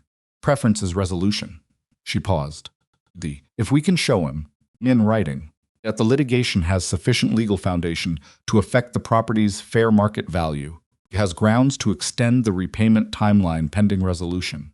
Hicks was looking at her with the expression she was coming to recognize from him, the quiet recalibration. You need a letter from me, he said, outlining the legal proceedings and their potential impact on property valuation. By Friday, she said, if possible. He almost smiled. By Friday, he said. Nathan looked at the table, at the legal papers, at his coffee cup. Then he looked at Evelyn. You've been running 3 different strategies at once, he said. 4, she said. But the 4th one isn't ready yet. Stared at her. She let him. I'll tell you about it when it is, she said. The storm came at the end of November. She'd felt it building for 2 days in the specific way the valley changed before a major weather event, the particular quality of the light, the way the animals moved, the pressure in the air that you learned to read if you lived here long enough. Cattle grew restless. Pepper the roan mare stopped eating, which was always a sign. Even the younger girls were unsettled in ways they couldn't articulate, fighting over small things, finding excuses to stay inside. Nathan checked the sky on Thursday morning and said it was going to be bad. By Thursday afternoon, it was clear he'd underestimated. The storm came in from the northwest at dusk with the particular ferocity of a Wyoming November storm that had been gathering strength over open plains for several days before it had anything to break against. Wind hit the ranch like a physical thing, not a sound but a force, the kind that changes the air pressure in a room when it finds a gap. That makes the house itself speak in groans and pops. Nathan was already in the barn securing the animals when it hit. He'd been out there for an hour. Evelyn fed the girls early and got the 2 youngest settled by the fire with blankets, and then she stood at the kitchen window watching the dark outside and listening to the storm work itself up, and she counted the minutes since Nathan had gone out. Too many minutes. Stay inside, she told Margaret. All of you. Don't open that door. Margaret's face went sharp. Where are you inside? Evelyn said. I mean it. She put on Nathan's heavy coat because it was the largest thing in the house and pulled it over her own, tied her scarf twice around her face, and opened the kitchen door. Wind hit her like a wall. She'd been in storms before bad ones, back east, but this was different in kind. Cold was not just cold, it was a presence, something alive and hostile, and the wind came in directionless gusts that changed angle every few seconds, so there was no leaning into it. She got her bearings by the light from the barn window, a yellow smear through the blowing snow, and she walked toward it with her head down. She was halfway to the barn when she heard it. A crack, deep and structural, the sound of something under pressure that had stopped holding. Stopped walking. Listened.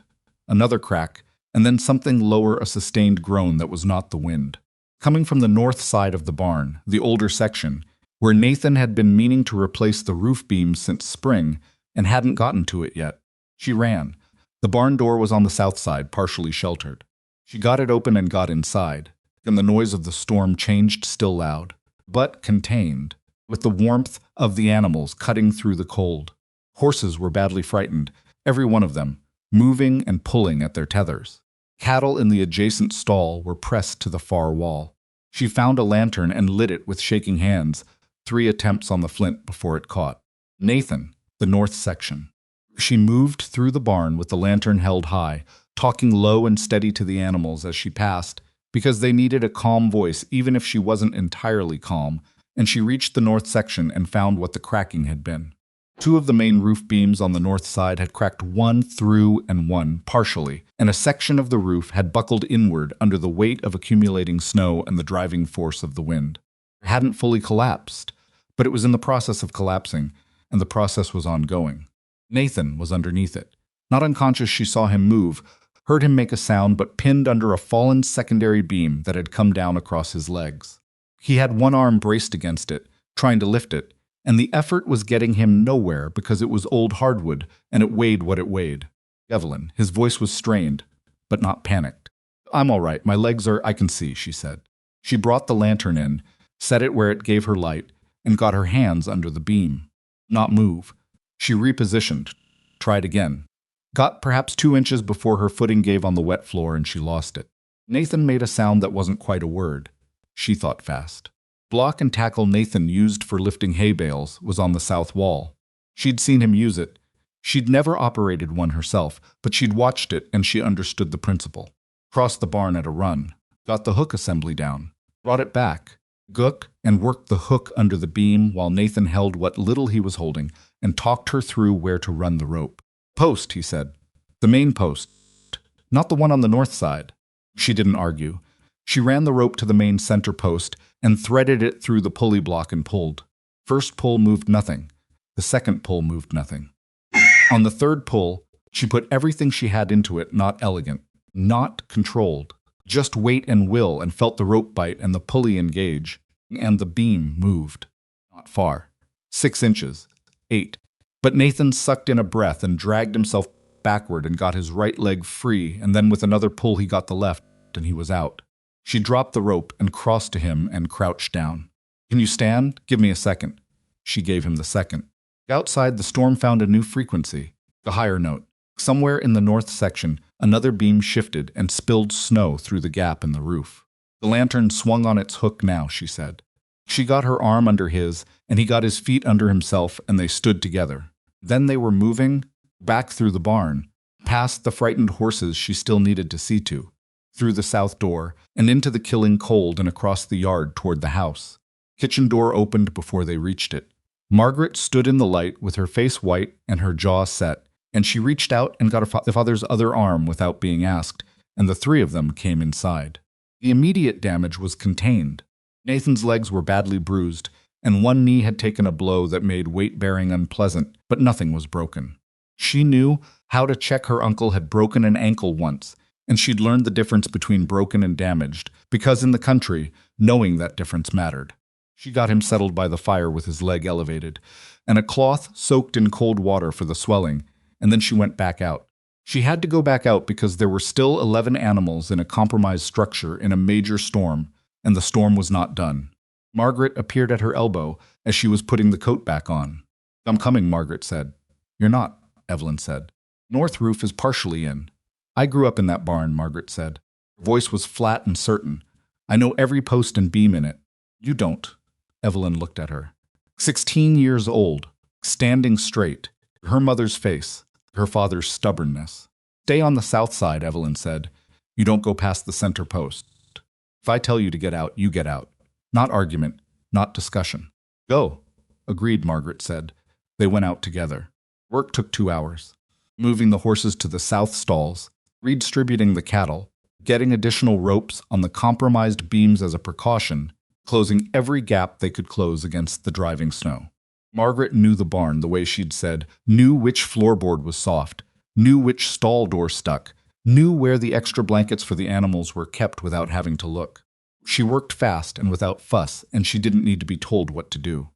On the last trip across the center section, a third beam shifted overhead, and Margaret grabbed Evelyn's arm and pulled her sideways without thinking, and the beam came down 3 feet to their left in a crash of snow and splintered wood. Both stood still for a moment in the aftermath. "South side," Evelyn said. "Yeah," Margaret said. They finished in the south section and came inside for the second time, and this time Margaret's controlled expression had cracked at the edges, the way things do after prolonged stress. Not crying, not quite, but close. Nathan was awake in the chair by the fire. He'd heard the crash. He looked at them both as they came in at the snow on their shoulders, at Margaret's face, and his own face did something complicated. "North beam," Margaret said. "Third one from the east. Came down, but we were clear." Nathan looked at Evelyn. She set the lantern on the table and unwound her scarf. "Animals are all right. The structure will need significant work, but it'll hold through the night." Kept looking at her. Then he looked at Margaret. "Sit down," he said, to both of them, not an order, an invitation. Margaret sat. She sat close to the fire with her coat still on and her hands around her knees, and Clara climbed into the chair beside her and pressed against her sister without asking if it was all right. And Margaret put her arm around her without looking, just automatically. Evelyn sat across from Nathan. The fire worked. The storm worked outside. Molly fell asleep in her chair, with her head listing slowly sideways, and Ruth caught her and adjusted her and pulled a blanket over both of them without waking up herself.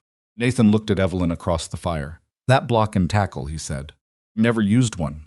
"I watched you use it," she said. Quiet. "I would have gotten it off eventually," he said.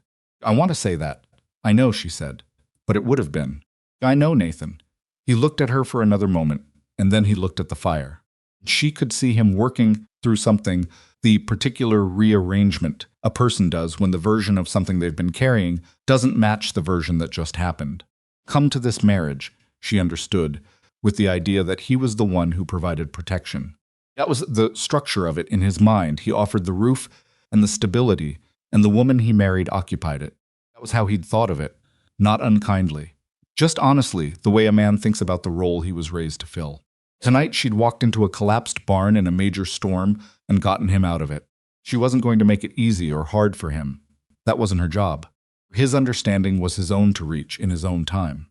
She got up and made coffee, because the night was long and they were none of them sleeping anytime soon. When she turned back from the stove, Margaret was watching her.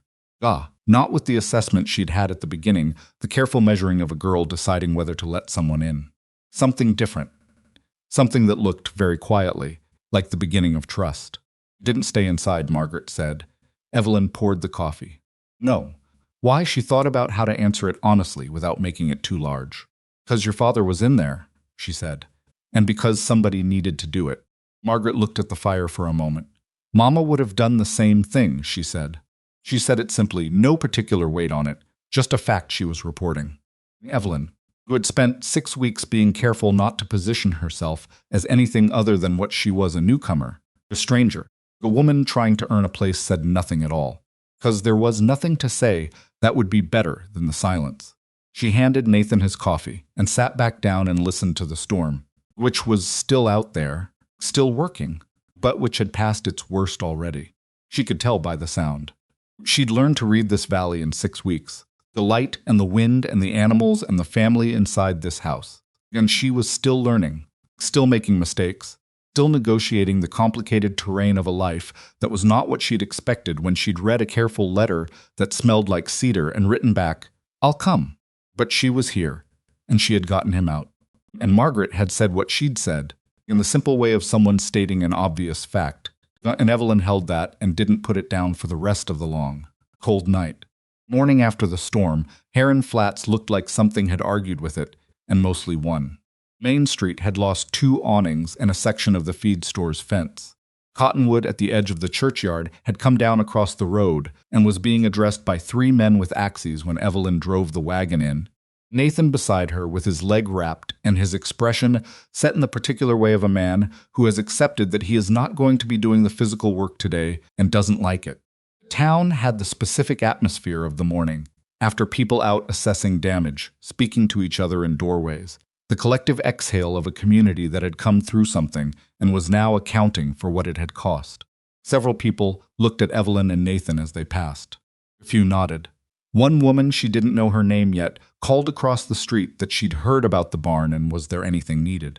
"We're managing," Nathan called back. "Thank you." It was the most she'd heard him say to a neighbor in the 6 weeks she'd been here. She didn't comment on it. They were going to see Hicks, but first they stopped at the Pratt feed store because Edward Pratt had sent a message the night before delivered by his eldest boy who'd ridden out in the storm's tail, which said something about the urgency that he had something to show them. Something that couldn't wait.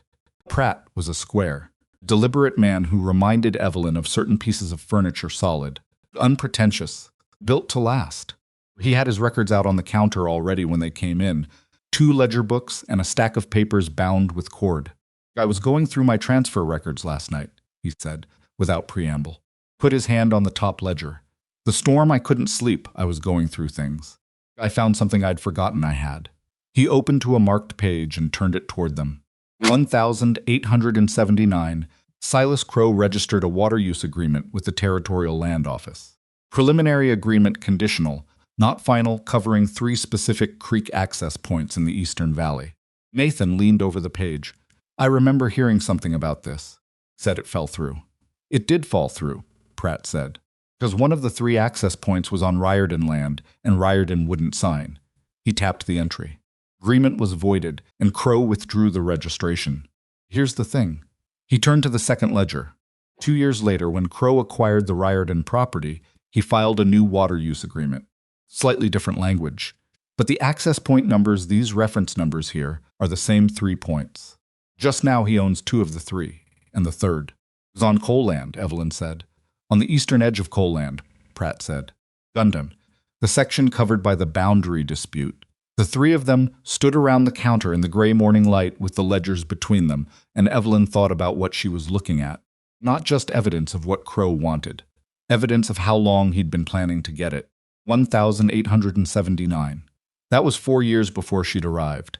4 years before the storm, before the boundary filing, before any of it had broken into the open. Been building this for 4 years. Can we take copies of these? She asked. I made copies last night, Pratt said. He handed her a folded set of papers. That's what I was doing until 3 in the morning. She looked at the papers, and then at Pratt, and then at his wife Helen, who was standing in the doorway to the back room, with her arms folded and the expression of a woman who has watched her husband work through the night on something that matters and considers it time well spent. Thank you, Evelyn said, both of you. Helen Pratt nodded once. You're not the only ones he's hurt, she said. We just didn't have anyone to bring it to before. Hicks read Pratt's copies twice. Read them the way a careful man reads something important, not fast. Not performing, just absorbing, going back over sections, making small sounds that didn't mean anything except that he was working. Then he put them down and said, "This changes the shape of it." How? Nathan said. The boundary dispute he filed is framed as a property line correction, a technical legal matter, nothing personal, just administrative. Hicks aligned the papers on his desk with a precision that seemed habitual. If he's been targeting this specific creek access point since 1879, and the current filing is just the most recent attempt to get it that's not administrative, that's a scheme. It's the difference between a man who found an opportunity and a man who manufactured one. Is that a legal distinction? Evelyn asked. Becomes one when you can document the pattern across multiple properties over multiple years with the same goal. He picked up Calloway's documentation that he'd had for a week already. Calloway's land had creek access too, Reardon, Jensen's. He set them side by side. Every property he acquired had a piece of the puzzle. Didn't buy distressed ranches because he's an opportunist, Mrs. Cole. He created the distress. Nathan looked up sharply. Created it how? Hicks was quiet for a moment. That's the question I've been sitting with since you brought me Calloway's files. He opened a folder that was already on his desk. He'd been working on this before they arrived, she realized. Ben Calloway's documentation includes correspondence with the Territorial Bank in Laramie. Father's loan was through that bank. In the year before the Calloway foreclosure, the bank called in a partial payment, not the full loan, just a portion that forced the family to sell cattle at a loss right before the fall market. They didn't have the liquidity to recover. That's the bank's right, Nathan said. It is, Hicks agreed. Unless you can show that the partial call was requested by a significant depositor with influence over the bank's loan officers. He looked at them both steadily. I've been making some inquiries. Silas Crow has held a substantial account with the Territorial Bank in Laramie for 11 years. The office was quiet enough that they could hear the axes working on the fallen cottonwood 2 streets over. Put pressure on the bank, Evelyn said, to call in loans early, on specific properties, at specific times. I can't prove that yet, Hicks said carefully. What I can show is a pattern of loan calls that seed acquisitions and a financial relationship that would give him the leverage to make those calls happen. Territorial judge in a property dispute isn't going to rule on bank practices. County judge looking at a pattern of conduct. He paused. It's enough to ask questions, loudly, in public. Nathan had been quiet through this, listening with that thoroughness of his, taking it all in before he said anything. Now he said, "You think he got to the bank, our bank." George Fenwick. I don't know, Hicks said, but I think it's worth finding out before your repayment deadline, not after. Evelyn went to see George Fenwick alone. She didn't tell Nathan she was going alone until she was already on the wagon. Stood in the yard with his wrapped leg and his very controlled expression and said, "Evelyn, we'll be more honest with just me," she said. 2 of us feels like pressure. Just me feels like a woman asking a question. That's your using. I know what I'm doing, she said. I'll be back by 4. Stood in the yard watching her drive out, and she didn't look back because she didn't need to. She could feel the mix of frustration and something that had become, over 6 weeks, its own kind of trust. Didn't like it. He let her go anyway. Fenwick received her in his office, which was at the back of the Heron Flats Savings and Trust, a small building that tried to project solidity through dark wood paneling and an excess of serious-looking portraits. There was a careful, thin-lipped man in his 50s who had the look of someone who spent his days managing risk and found it exhausting. Sat down and folded her hands and looked at him directly. "Mr. Fenwick," she said, "I'd like to talk to you about the coal account's repayment timeline. I'd also like to talk to you about Silas Crow." Something happened in his face. Very small, a tightening around the eyes. "Mrs. Cole, the coal account is a matter between the bank and my husband," she said, Who has authorized me to manage our financial affairs, which I've been doing since October. You know that I've been in here twice. She let a beat pass. Mr. Fenwick, I'm not here to cause trouble. I'm here because I think you're in a difficult position, and I think we might be able to help each other out of it.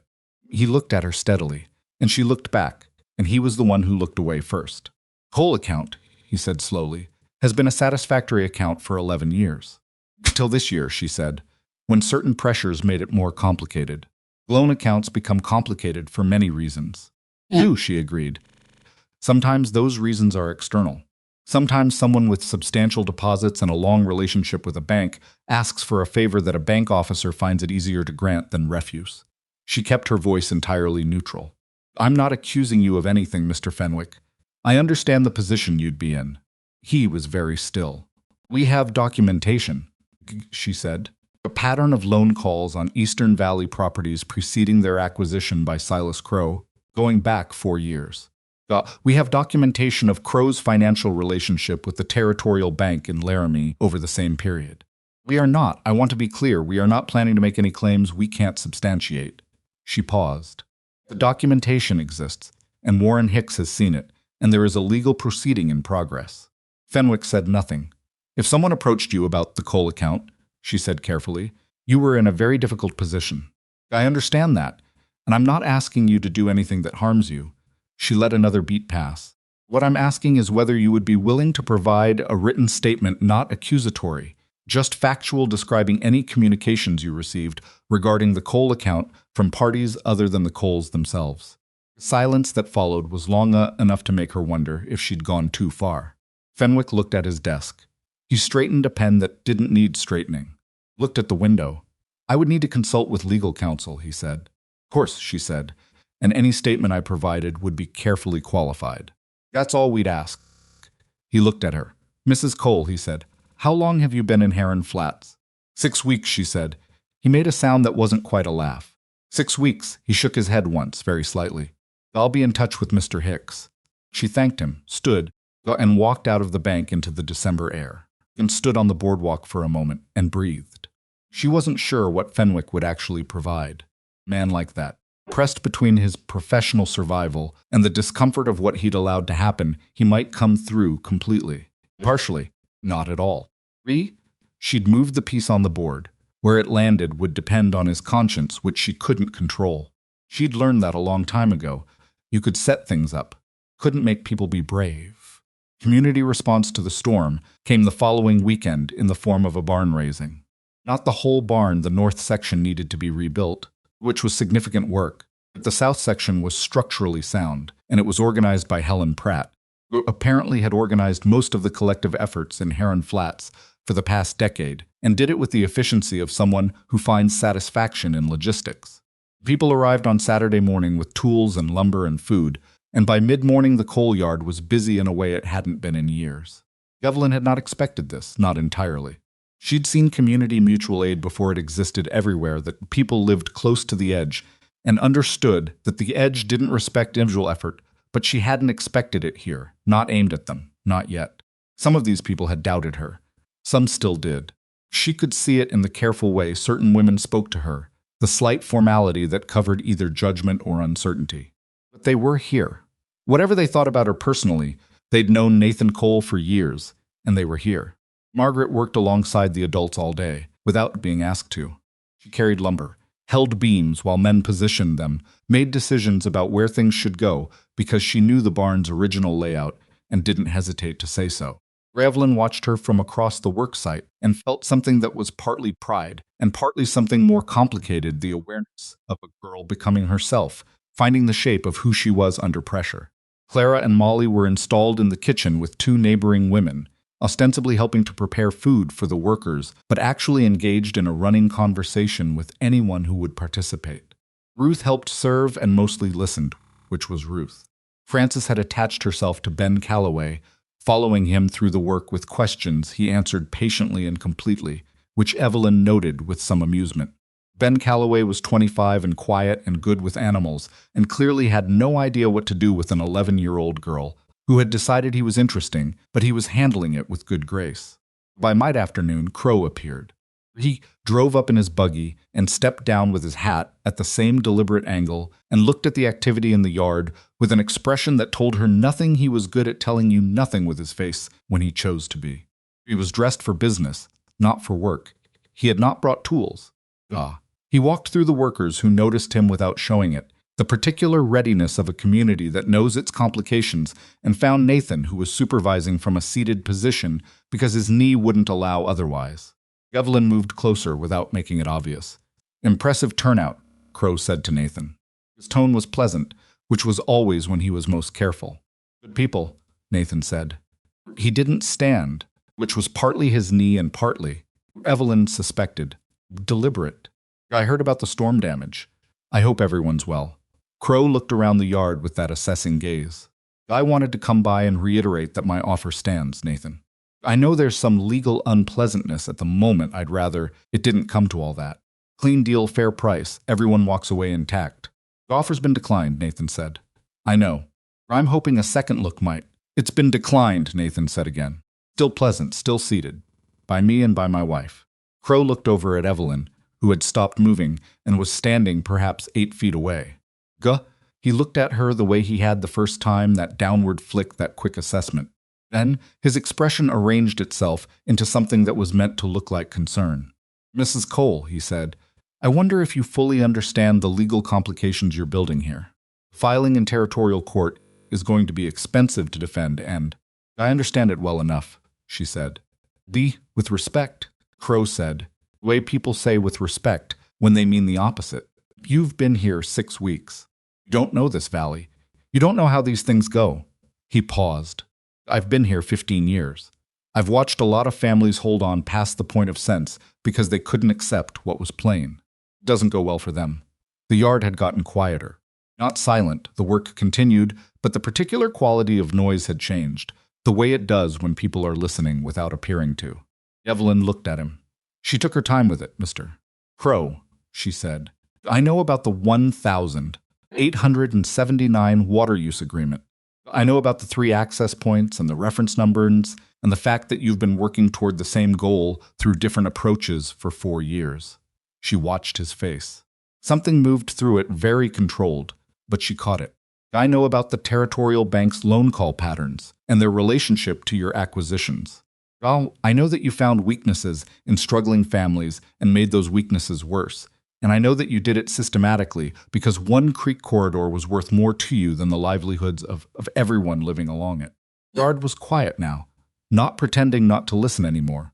"I also know," she said, "that you're going to keep pushing because you've built something that depends on getting this property, and walking away means a significant part of what you've done for 4 years was wasted. I understand that you're not going to give up easily." She held his gaze. "Neither are we." Crow looked at her for a long moment. Pleasant expression was entirely gone.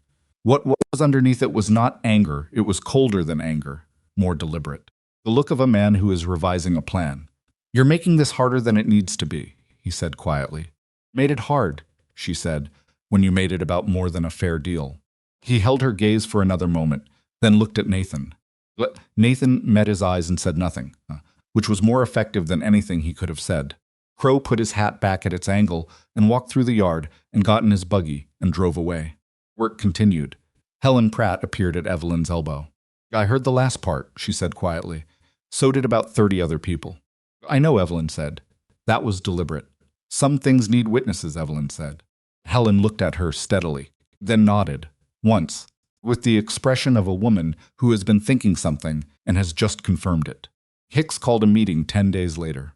He held it at the Pratt feed store because it was the largest indoor space available and because it was Edward Pratt's records that formed the backbone of what he had to present. He invited Nathan and Evelyn, Ben Calloway, Riordan family's eldest son Thomas, who was still in the valley working a hired hand position, and 2 other families from the western properties who had indirect connections to the water situation. He also invited George Fenwick. Fenwick sat at the far end of the assembled chairs with the careful posture of a man who has made a decision and is committed to it and doesn't want to make eye contact with anyone until the committed part is done. He'd provided Hicks with a written statement 10 days ago Hicks had told Evelyn and not Nathan, which was a reversal of her usual practice, and which she corrected by telling Nathan that same evening. Hicks laid out what he had in plain language, without the legal wrapping. 1,879 agreement and the reference numbers, the pattern of acquisitions, the loan call timing, Callaway's documentation, the corrected survey and the preemptive county filing, Gott and then Fenwick's statement, which Hicks read in part, a formal bank officer's account of receiving communication from Silas Crow's business representative in the spring of the year regarding the coal account, suggesting that early repayment pressure would be in the bank's interest given the uncertain value of a potentially disputed property. Crow had told the bank to squeeze Nathan, before the boundary dispute was even filed, before most people knew there was a dispute to file. He'd manufactured the pressure and then shown up offering relief. Room was quiet for a long time after Hicks finished. Thomas Riordan, who hadn't said anything yet, said, "My father sold for less than half what it was worth because he thought the boundary problem made it unsellable. Told me on his deathbed he thought he'd failed us." His voice was level but not quite steady. He hadn't failed anyone. Nobody responded to that because there was nothing adequate to respond with. Ben Calloway had his hands flat on his knees and was looking at the floor. He was 25 and had lost his family's land and spent the last year working for wages on someone else's property. And Evelyn watched him and thought about what it cost a person to carry something like that, and how much lighter it might sit when you understood. It wasn't something you'd failed to prevent, but something that had been done to you. "What can we actually do?" one of the Western ranchers asked. "With all of this, the county court proceeding is already active on the coal boundary," Hicks said. Fenwick's statement, combined with the loan call documentation and the 1,879 agreement, gives us grounds to argue that the boundary dispute is part of a larger pattern of conduct, not just an administrative correction, but an attempt to defraud through manufactured financial distress. He paused. "I can file an expanded action in county court. I can't guarantee the outcome. Crow has better lawyers than I am. But the county judge is a man who knows this valley, and juries in property cases are drawn from the valley. And what I'm going to be asking is not that they rule on complex financial law, but that they look at what happened to families they knew and consider whether it's the kind of thing that ought to be allowed." Room turned that over. "There's one more thing," Evelyn said. Everyone looked at her. She'd been quiet through most of the meeting, letting Hicks carry it, which was right. It was his proceeding, his professional credibility behind it. There was a piece that wasn't legal. "Crow's scheme depends on other people not knowing what he's doing," she said. Families he targeted were isolated. They each thought their problem was their own, their debt, their boundary, their bad luck. They didn't know they were part of a pattern because they didn't know about each other. She looked around the room. "Legal cases warrants to make, but the part that nobody else can make for us is just talking. Telling people, not accusations we can't back up, but what we know and how we know it. Valley ranchers who aren't in this room yet. The people at the Territorial Land Office who've been processing Crow's licensing without seeing what they add up to." She paused. "Man who operates in the dark can do this indefinitely. Can't do it in front of everyone." The room was quiet. Thomas Riordan said, "I'll talk to the families on the North Ridge." "I know them," Ben Calloway looked up. "I can go to the land office in Laramie. I know the clerk who handles water use registrations. We filed our own permits through him years ago. He's a straight man. If he sees the 1,879 numbers alongside the current filings, he'll understand what he's been processing." Helen Pratt said, "I'll handle the town." She said it the way she said most things, simply, as a statement of fact, with the complete authority of a woman who has spent years making things happen in a community and knows exactly what she's capable of. Hicks looked around the room. "All right," he said. "This is not going to resolve in a week. It might not resolve in a month. Crow will push back hard when he understands what we're doing. Right? He has resources and patience, and he's done this before." He looked at Nathan, then at Evelyn. For the first time in 4 years, he's pushing against something that's pushing back. Pushed back harder than she'd anticipated. First thing was a piece that ran in the territorial newspaper 3 weeks into December, not in the Heron Flats paper, which was a small weekly with a reasonable editor, but in the larger Laramie paper, piece attributed to a business correspondent that described the coal legal proceeding as a financially distressed rancher and his recently acquired mail-order wife attempting to use spurious legal claims to avoid legitimate debt obligations. She read it at the kitchen table on a Tuesday morning. Language was careful enough to avoid anything actionable, which meant someone with legal training had shaped it. Said nothing directly false. No, it implied everything damaging: that she was opportunistic, that the legal action was desperate, that the community support around the coal ranch was the predictable loyalty of neighbors who didn't understand the full financial picture. Nathan read it across from her. His face did the controlled thing. It's designed to make us angry, Evelyn said. Or embarrassed. Both. It's working on the angry part, Nathan said. Good, she said. Be angry about it. Just don't let it change what we're doing. He looked at her. Does it bother you? The mail order bride piece. Way he keeps. Yes, she said. He'd expected her to say it didn't. Could see that. Bothers me, she said. Because it's meant to, and because I'm human. People who say things like that don't bother them are usually lying. She put the paper down. And then I think about what he's actually doing, using the way I came here as a weapon, because he can't find a real weapon, and that tells me he's running low on good options. Nathan looked at her steadily. You came here on a letter, he said. That's all it is. A woman who answered a letter and got on a train. I know, she said. I'm glad you did, he said.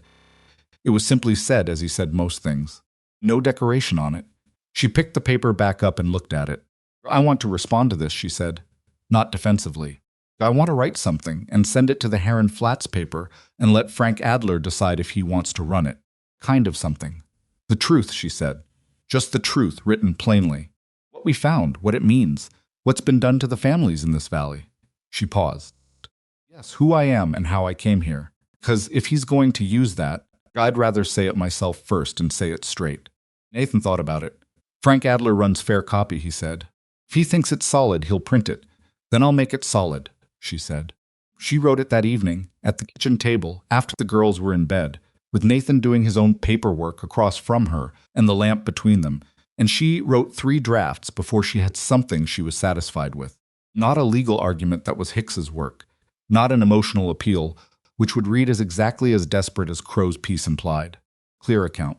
Who she was, how she'd come to Heron Flats, what she'd found when she started looking at the ranch's financial situation, what that looking had uncovered.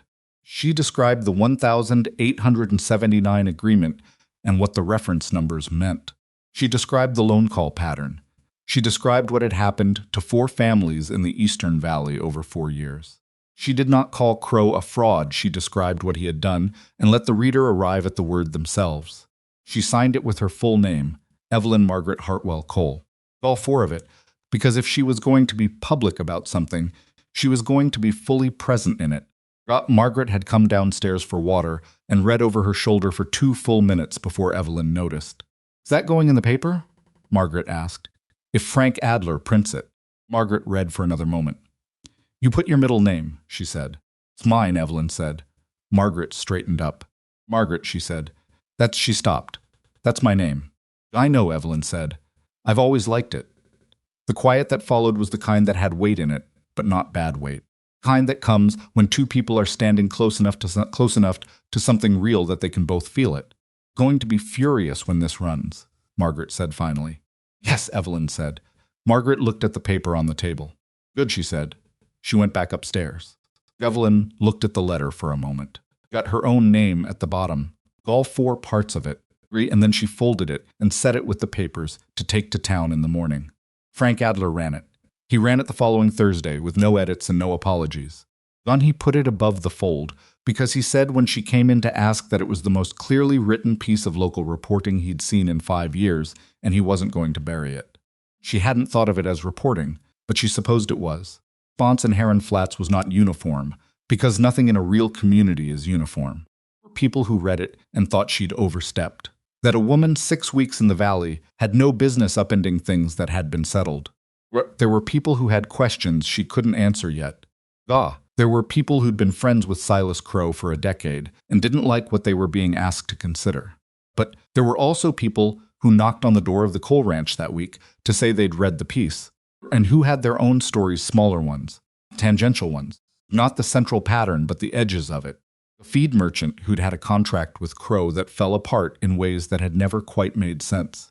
A woman whose brother-in-law had sold to Crow under pressure and always suspected there was something he hadn't understood about the pressure.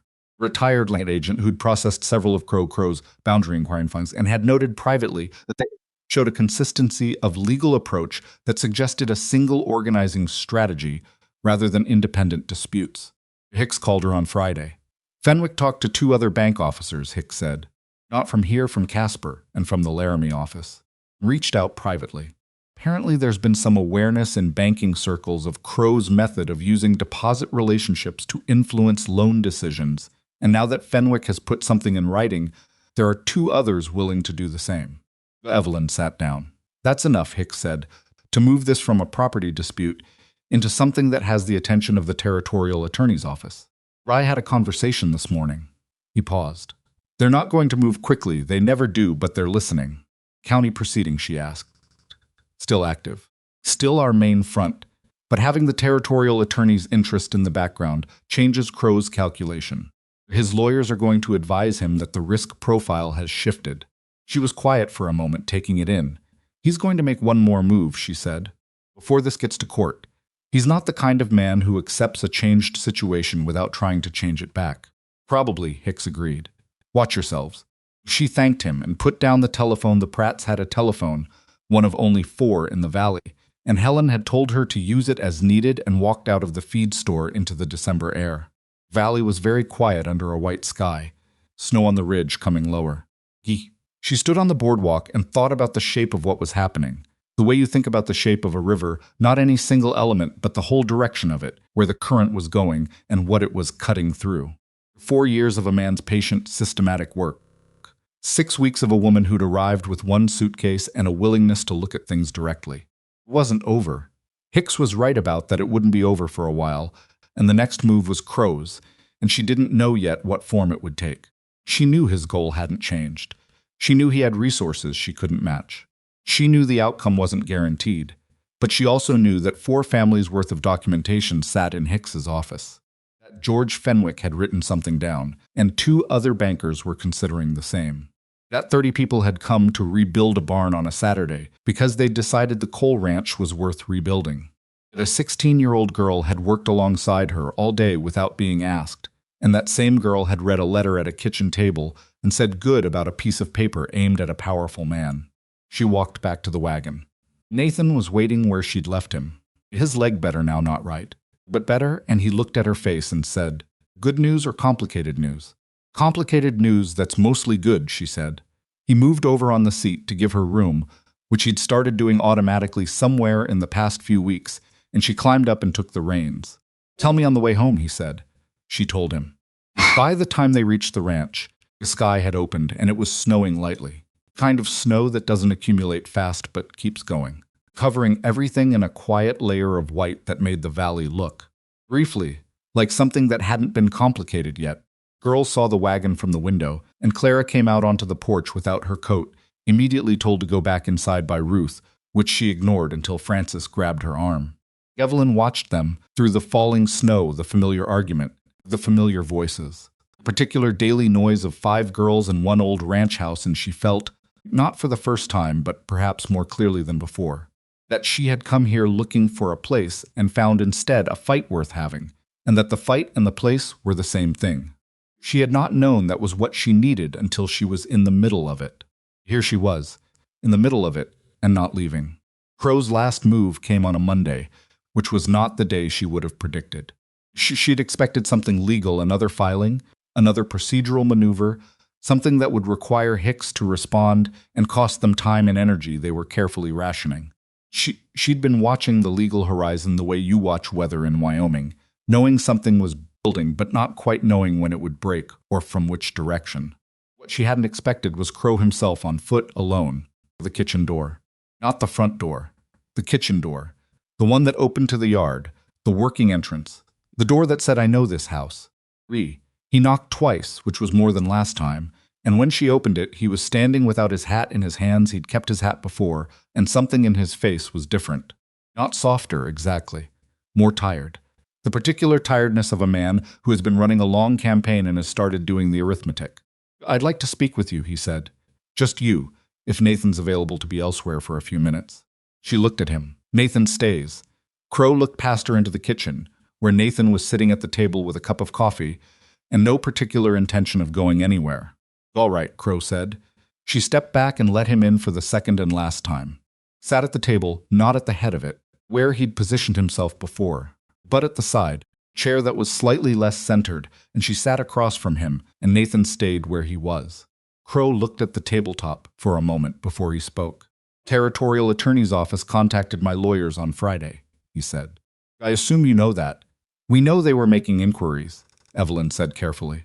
It's more than inquiries now. He was quiet for a moment. 3 bank statements, 2 land office records, and a county legal action with 11 supporting documents. He looked up. I underestimated what you were building. She didn't respond to that. I want to make a settlement offer, he said, to the Cole property specifically, and separately to the Calloway family, and to what remains of the Riordan interests. He put a folded paper on the table. Fair value for the Calloway land, not distressed price. Fair value based on current cattle market assessments. Deed correction that acknowledges the Riordan right-of-way was sold under conditions that misrepresented the property's legal status. He paused, and withdrawal of the territorial filing against the Cole boundary. Complete withdrawal, with acknowledgement that the boundary dispute was filed in error. Kitchen was quiet enough to hear the fire. Nathan said slowly, "What do you want for that?" "I want the county proceeding dropped," Crow said. "I want any communication with the Territorial Attorney's Office to stop at its current point before they've decided to open a formal investigation." Evelyn looked at him. She thought about the 4 families, about Thomas Riordan's voice when he said his father had died thinking he'd failed them, about Ben Calloway working hired hand wages on land adjacent to his family's former property. She thought about the water that ran through the Eastern Valley and the 15 years Crow had spent maneuvering to control it. "That's not enough," she said. Crow looked at her. "Mrs. Cole, the settlement to Calloway and Riordan is appropriate," she said. "We're not in a position to dictate those terms. That's their decision, not ours. But for the county proceeding to be withdrawn, we'd need something more than what's on that paper." She kept her voice even. "Water use registrations filed since 2019. The ones that built toward the creek corridor access those need to be formally renounced. Not amended. Withdrawn." Crow was very still. "Without those registrations, the scheme doesn't survive," she said. "You can keep the properties you've acquired. You can operate a legitimate ranch business on every one of them. Corridor you've been building toward, the one that would let you charge the Western Valley ranchers for water access that has to go." He looked at her for a long time. "You're asking me to give up 15 years of work." "I'm asking you to give up 15 years of a particular kind of work," she said. "Land is yours. The water isn't anyone's to sell." Another long silence. Nathan had not moved or spoken. He was watching Crow with the steady, patient attention he gave to things that mattered. Crow looked at the table. He was doing arithmetic. She knew had been doing it since before he came through her kitchen door. Was probably still doing it now. Calculating what the territorial attorney's formal investigation would cost against what she was asking him to surrender. A man like Crow didn't make decisions from principle. He made them from calculation. She was counting on the calculation landing in the right place. "I'll need to speak with my lawyers," he said. "Of course," she said. Picked up his hat from where he'd set it on the chair beside him. He stood. Looked at her with an expression that was not admiration exactly, but was something in that neighborhood, the look of a man who has encountered something he didn't account for in his planning and is, despite himself, taking note of it. "Came here with 1 suitcase," he said. "I did," she said. Put his hat on and walked out through the kitchen door and across the yard to his buggy. She stood at the window and watched him go. Nathan said, "The water registrations." "It's what matters," she said. "The properties are lost. The families can be compensated for them. But the land transfers won't unwind. That's too complicated and too long a fight. But the registrations are the purpose of the whole thing. Without them, what he did is just a series of distressed acquisitions. Questionable, but not a scheme. Hicks will need to sign off on any withdrawal agreement." "I know, I'll call him this afternoon." Nathan was quiet for a moment. "You thought about that before he came in?" "I've been thinking about it for 2 weeks, she said, "since Hicks told me the territorial attorney was listening. I knew once it got to that point, Crow's calculation would change." She turned from the window. "He's not a man who goes to prison if he can write a check instead." Nathan looked at her steadily. "And you're all right with that? Him not facing something larger?" She considered it honestly. "No," she said. "Not entirely. I'd like there to be something larger. I think there should be." She paused.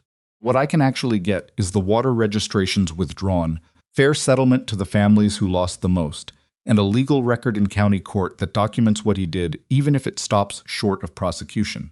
That's a real thing that protects the valley going forward. She looked at her husband. Sometimes the thing you can actually get is better than the thing you can't. Nathan nodded slowly. He didn't say she was right. Didn't say she was wrong. Picked up his coffee, which had gone cold, drank it anyway, and that was enough. Hicks negotiated the final terms over 3 weeks of December. Crow's lawyers pushed on several points they always pushed. It was what they were paid to do, but the core of what Evelyn had proposed held. Water use registrations were formally withdrawn at the Territorial Land Office on December 19th. Coal boundary filing was dismissed with prejudice, meaning it couldn't be refiled on the same grounds. Calloway received a settlement check that represented fair market value for the property.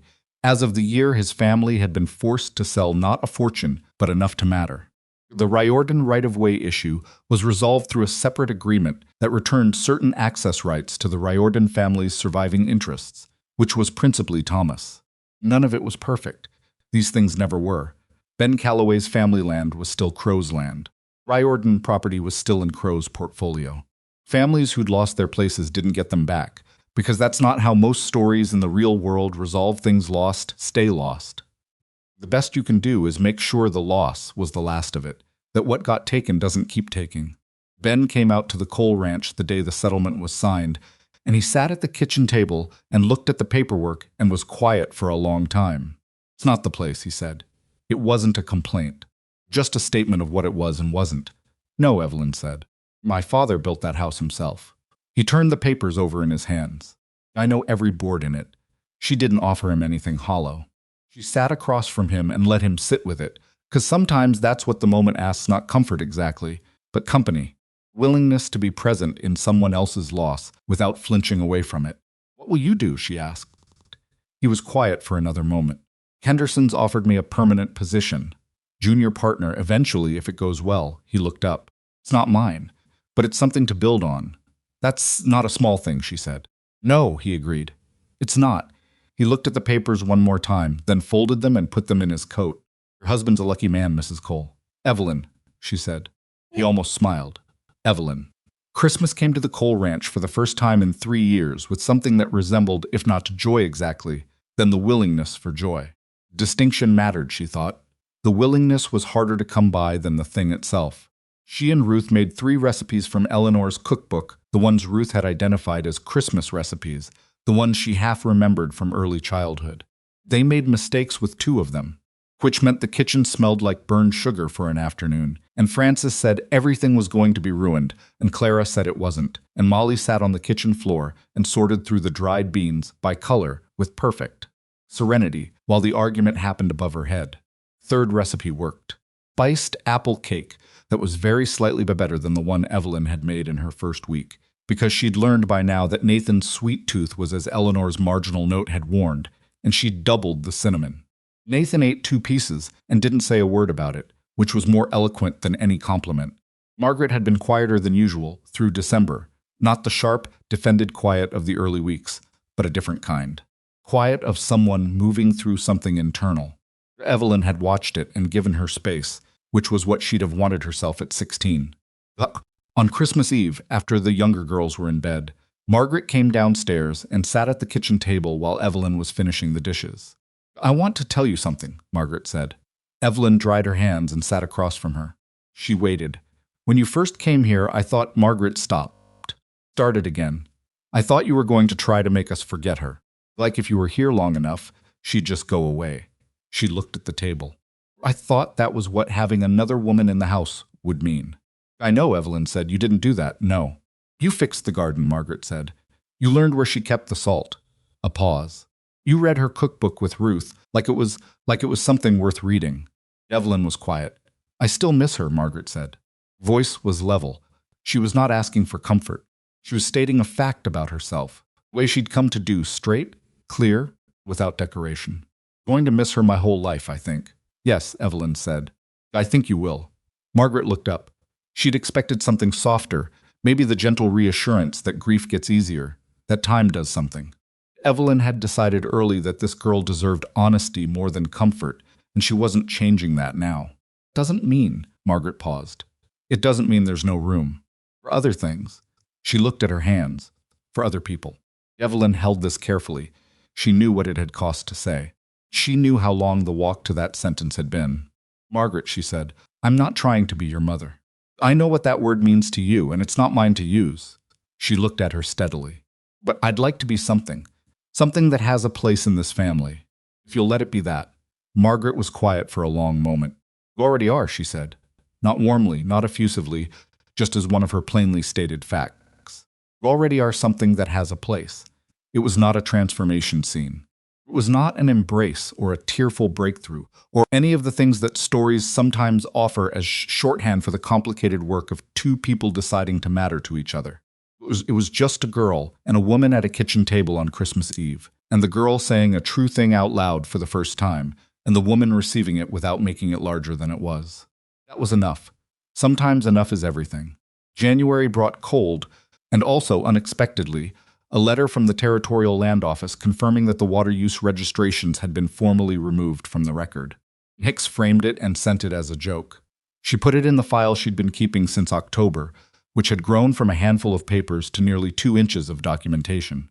She also received, in the same week, a letter from a woman in Cheyenne she didn't know a Mrs.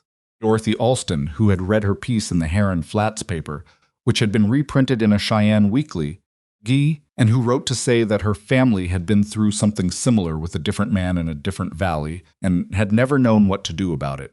The letter was 3 pages long and very specific. At the end, she asked if there was anything she could do. Evelyn wrote back. She told her about Hicks, about the county proceeding, about the importance of documenting the pattern before approaching any legal authority. She told her what had worked and what hadn't, and she didn't dress it up. She showed Nathan the exchange.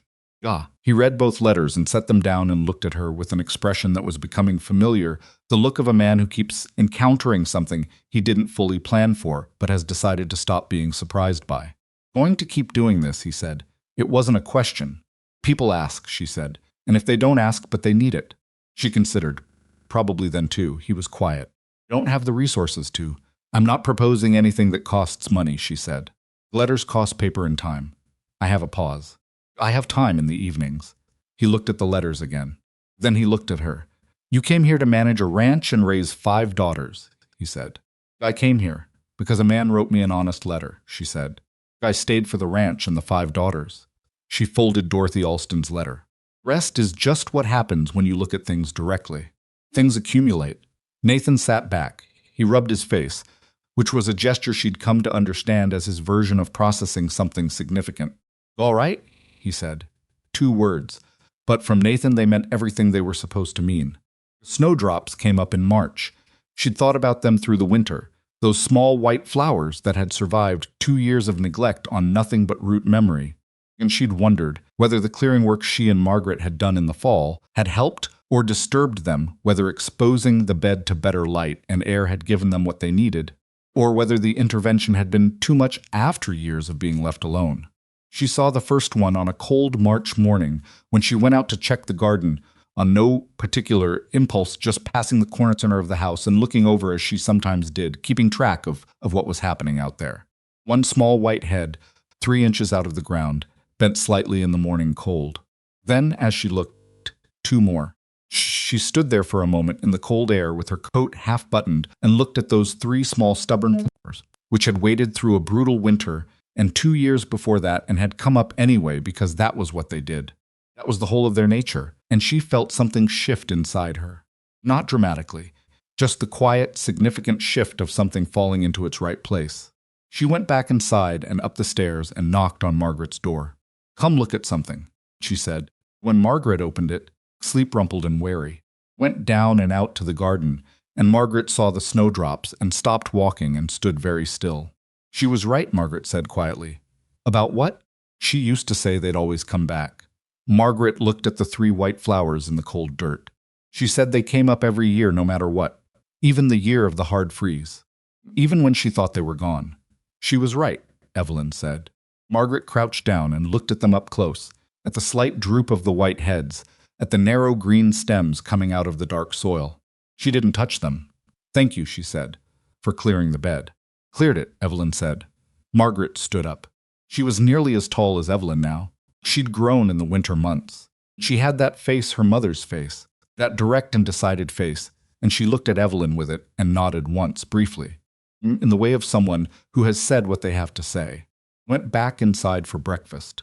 Spring came slowly to the Wyoming Valley, as it always did, not arriving so much as gradually overcoming, wearing the winter down inch by inch until one morning you walked outside and realized it had been warmer than cold for a week, and the change had happened without a clear moment you could point to.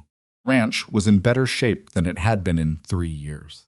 Not prosperous, they were not yet prosperous, but stable.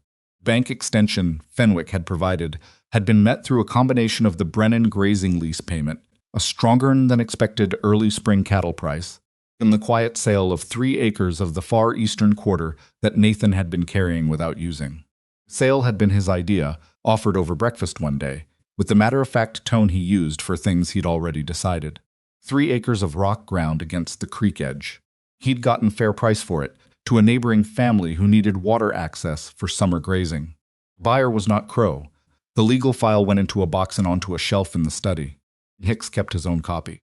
He'd told Evelyn in January that the county proceeding, while withdrawn per the settlement terms, remained a matter of public record. The documentation was there, available to anyone who needed to look at what had happened in the Eastern Valley between 1,879 and 1,883, and why. That was not nothing. In a territory where land disputes were settled as much by precedent and reputation as by statute, a well-documented public record had weight. Crow was still in the valley. That was simply the truth of it. He'd lost the water corridor scheme, and he'd paid out 2 settlements that had cost him more than money. They'd cost him the particular currency of a man who operates by making other people feel helpless, which is the assumption that no one will fight back effectively. Still owned the Callaway land and the Riordan spread and the other 2 properties, and he would operate them. And in time he would find other angles and other opportunities, because that was the nature of men like him. Evelyn thought about this sometimes, not with despair, but with the clear-eyed realism she'd brought to most things. She had not defeated Crow. She had stopped him from doing one specific thing. She had protected one specific family's land and created a record that might protect others. That was real. And it was enough to be worth the 6 months it had taken. And it was not the same as saying the problem of men like him was solved, because it wasn't. It never fully is. What you did was hold the line you could hold, and document the ones you couldn't, and tell other people what you'd learned so they could hold their own lines better. That was the work. It wasn't glorious, it didn't have a clean ending. It was real, which she'd decided was worth more than glorious. Nathan asked her something in April, in the garden, which had come into a version of itself that spring that she hadn't been sure it would reach. The lavender was coming in along the south side where Margaret had showed her. The snowdrops had finished and left their small green traces. Roses, the ones she'd thought might be too far gone, had leafed cautiously, not blooming yet, but alive, decisively and improbably alive. He'd come out to find her and had ended up sitting on the low garden border while she worked, his knee fully healed by now. And they'd been talking about something practical, the summer cattle arrangement with the Hendersons, which involved Ben Callaway and was shaping up to be a fair arrangement for both parties when he stopped mid-sentence. She looked up. "I want to ask you something," he said. "And I want you to know it's not because of the ranch or the legal situation or any of that." He was looking at his hands. "I want to separate it from all of that." "All right," she said. "I wrote you a letter because I needed help," he said. "I was honest about that. I needed someone steady, someone who would stay. And I thought, if I was honest about the practical situation, the right person would understand it." Looked up. "I didn't think about what it might be like for the person who came. I thought about what I needed. I didn't think enough about what you might need." She sat back on her heels. Spring light was on his face, and it was not a young man's face. Not an easy face. But it was a face she had come to know well in 6 months, its particular expressions. The way it moved, when he was thinking against something or toward something, difference between his considering something silence and his unwilling to say something silence. "I know that," she said. "I should have Nathan," she said. "You wrote me an honest letter. You told me what you had and what you needed, and you trusted me to decide. That's more than a lot of men would do. I still should have thought more about what you were walking into. I'm a grown woman, she said. I walked in with my eyes open. Looked at her. Were you as this? He stopped. He was not a man who stumbled over words easily, and he was stumbling now, which told her something about what the question cost him. Are you all right? Here, in this. Is this a life that? She said, simply and completely. He held her gaze. Sure, I'm sure. She looked at the garden, at the lavender coming in, at the obstinate living roses. I told you in the first week I didn't stay because of a promise in a letter. I stayed because I saw something worth staying for. She looked back at him. 6 months later, I see it more clearly, not less. He was quiet for a moment. Then he said, I love you. I should have said it before now, and I didn't because I wasn't sure it was my place, given how we started. True, and I want to say it plainly. She looked at him, holding her gaze with that steady, unhurried attention he gave to things that mattered, not flinching from it. It's your place, she said. She didn't say it back immediately, not because she didn't mean it, but because she'd always been careful with that particular word, had watched people spend it carelessly and seen what it cost them. She wanted him to know that when she said it, she meant the whole weight of it. I love you, she said. I think somewhere around the night I went through the ledgers, and you brought me coffee at midnight without being asked, and then went to bed without making a thing of it. Almost smiled. That's a specific moment. I'm a specific person, she said. Reached over and took her hand, her dirt-covered hand, still holding a trowel, and held it. Stayed like that in the spring garden for a while, not talking, letting the quiet do what quiet does when two people have decided something that matters. Summer arrived, and with it a particular kind of ordinary life that Evelyn had not known she was missing until she was living inside it. Mornings that had a shape. Clara's running commentary on everything. Molly's persistent, wordless attachment. Francis's questions, which had migrated from skeptical to genuinely curious, directed now at everything from how the creek irrigation system worked to whether the territorial capital would ever move closer to the valley because it seemed inconvenient to have it so far. Ruth, who had cooked 3 of her mother's recipes by June and was beginning to add her own marginal notes. Margaret, who was 17 in July and who had been accepted through a recommendation letter that Hicks had written and that Evelyn had, with Nathan's tentative support, gently encouraged into a correspondence program with a school in Cheyenne that trained women for work in legal transcription and land record management. Margaret had looked at the enrollment papers for a long time before she signed them. 2 years, she said. Yes, Nathan said. He was being careful. Evelyn could see holding the thing loosely, not pushing, letting Margaret find her own way to it. I'd be in Cheyenne. There are terms when you'd come home, Evelyn said. And the correspondence portions can be done from here for the first year. Margaret looked at the papers. Hicks said the land record work. Something the valley genuinely needs, Evelyn said. Someone who knows the properties, knows the history, knows what the documentation looks like when it's being manipulated. She paused. He said he'd have work for you when you finished, if you wanted it. Margaret looked up. You arranged that, I mentioned it, Evelyn said. Hicks drew his own conclusion. Margaret held her gaze for a moment, that direct, measuring look she'd had since the beginning, but warmer now, less defended. Didn't ask me first. No, Evelyn said, I should have. I'm sorry. The apology seemed to land better than justification would have. Margaret nodded once. She looked back at the papers. If I go, she said, who runs the house? We all do, Nathan said. Same as we do now, mostly. Ruth's been cooking, Nathan agreed. She burned the porridge twice last week. We survived. Margaret looked at the papers for another long moment. Then she picked up the pen and signed her name, and put the pen down. And looked at both of them with an expression that Evelyn would keep for the rest of her life, not happy exactly, not settled. Standing at the edge of something and choosing to step forward rather than back. All right, Margaret said, I'll go. On a Thursday evening in August, Evelyn sat on the porch steps as the light went down behind the ridge in layers of orange and rose and the particular deep blue that came just before dark in this valley. She thought about a letter that smelled like cedar. She thought about the woman who had held it at a narrow kitchen table in Philadelphia in winter light and sat with it for a full minute before she opened it. She thought about what that woman had known, the $41, the expiring hospitality, the absence of what she thought of as a future, and what she hadn't known. 5 girls in various stages of grief and stubbornness and becoming. Garden with its dormant snowdrops.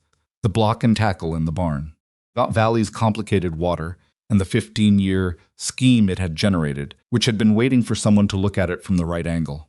She thought about what she'd believed she was doing, finding security, finding somewhere to be useful, finding the practical arrangement that would solve the immediate problem of her life, and what she'd actually done, which was messier and harder and more expensive in every sense than she'd imagined, and which had turned out to be the thing she'd been looking for without knowing what to call it. The home is not a place, she had decided, or not only a place. It's a set of people who are altered by your presence and who alter you in return. And it's the work of being in relation to each other, which is never finished and is often difficult and is, if you're lucky, more sustaining than it is exhausting. She'd been lucky. She knew that. Luck was not nothing. She'd also been willing, which was the part that luck couldn't substitute for. Willing to look at the ledgers. Willing to walk into the barn. Willing to be wrong about things and start again. Willing to let Margaret lead her to where the lavender went and to let that be enough for a long time before it became more. Clara appeared in the doorway behind her. "Supper. Coming," Evelyn said. "Frances says she made it and it's going to be good. Ruth says Frances is lying about making it and it's going to be bad. And what do you think?" "I think I'm hungry," Clara said, with the philosophical practicality of a 9-year-old for whom hunger is the most relevant fact. Evelyn stood up and brushed the porch dust from her skirt and went inside.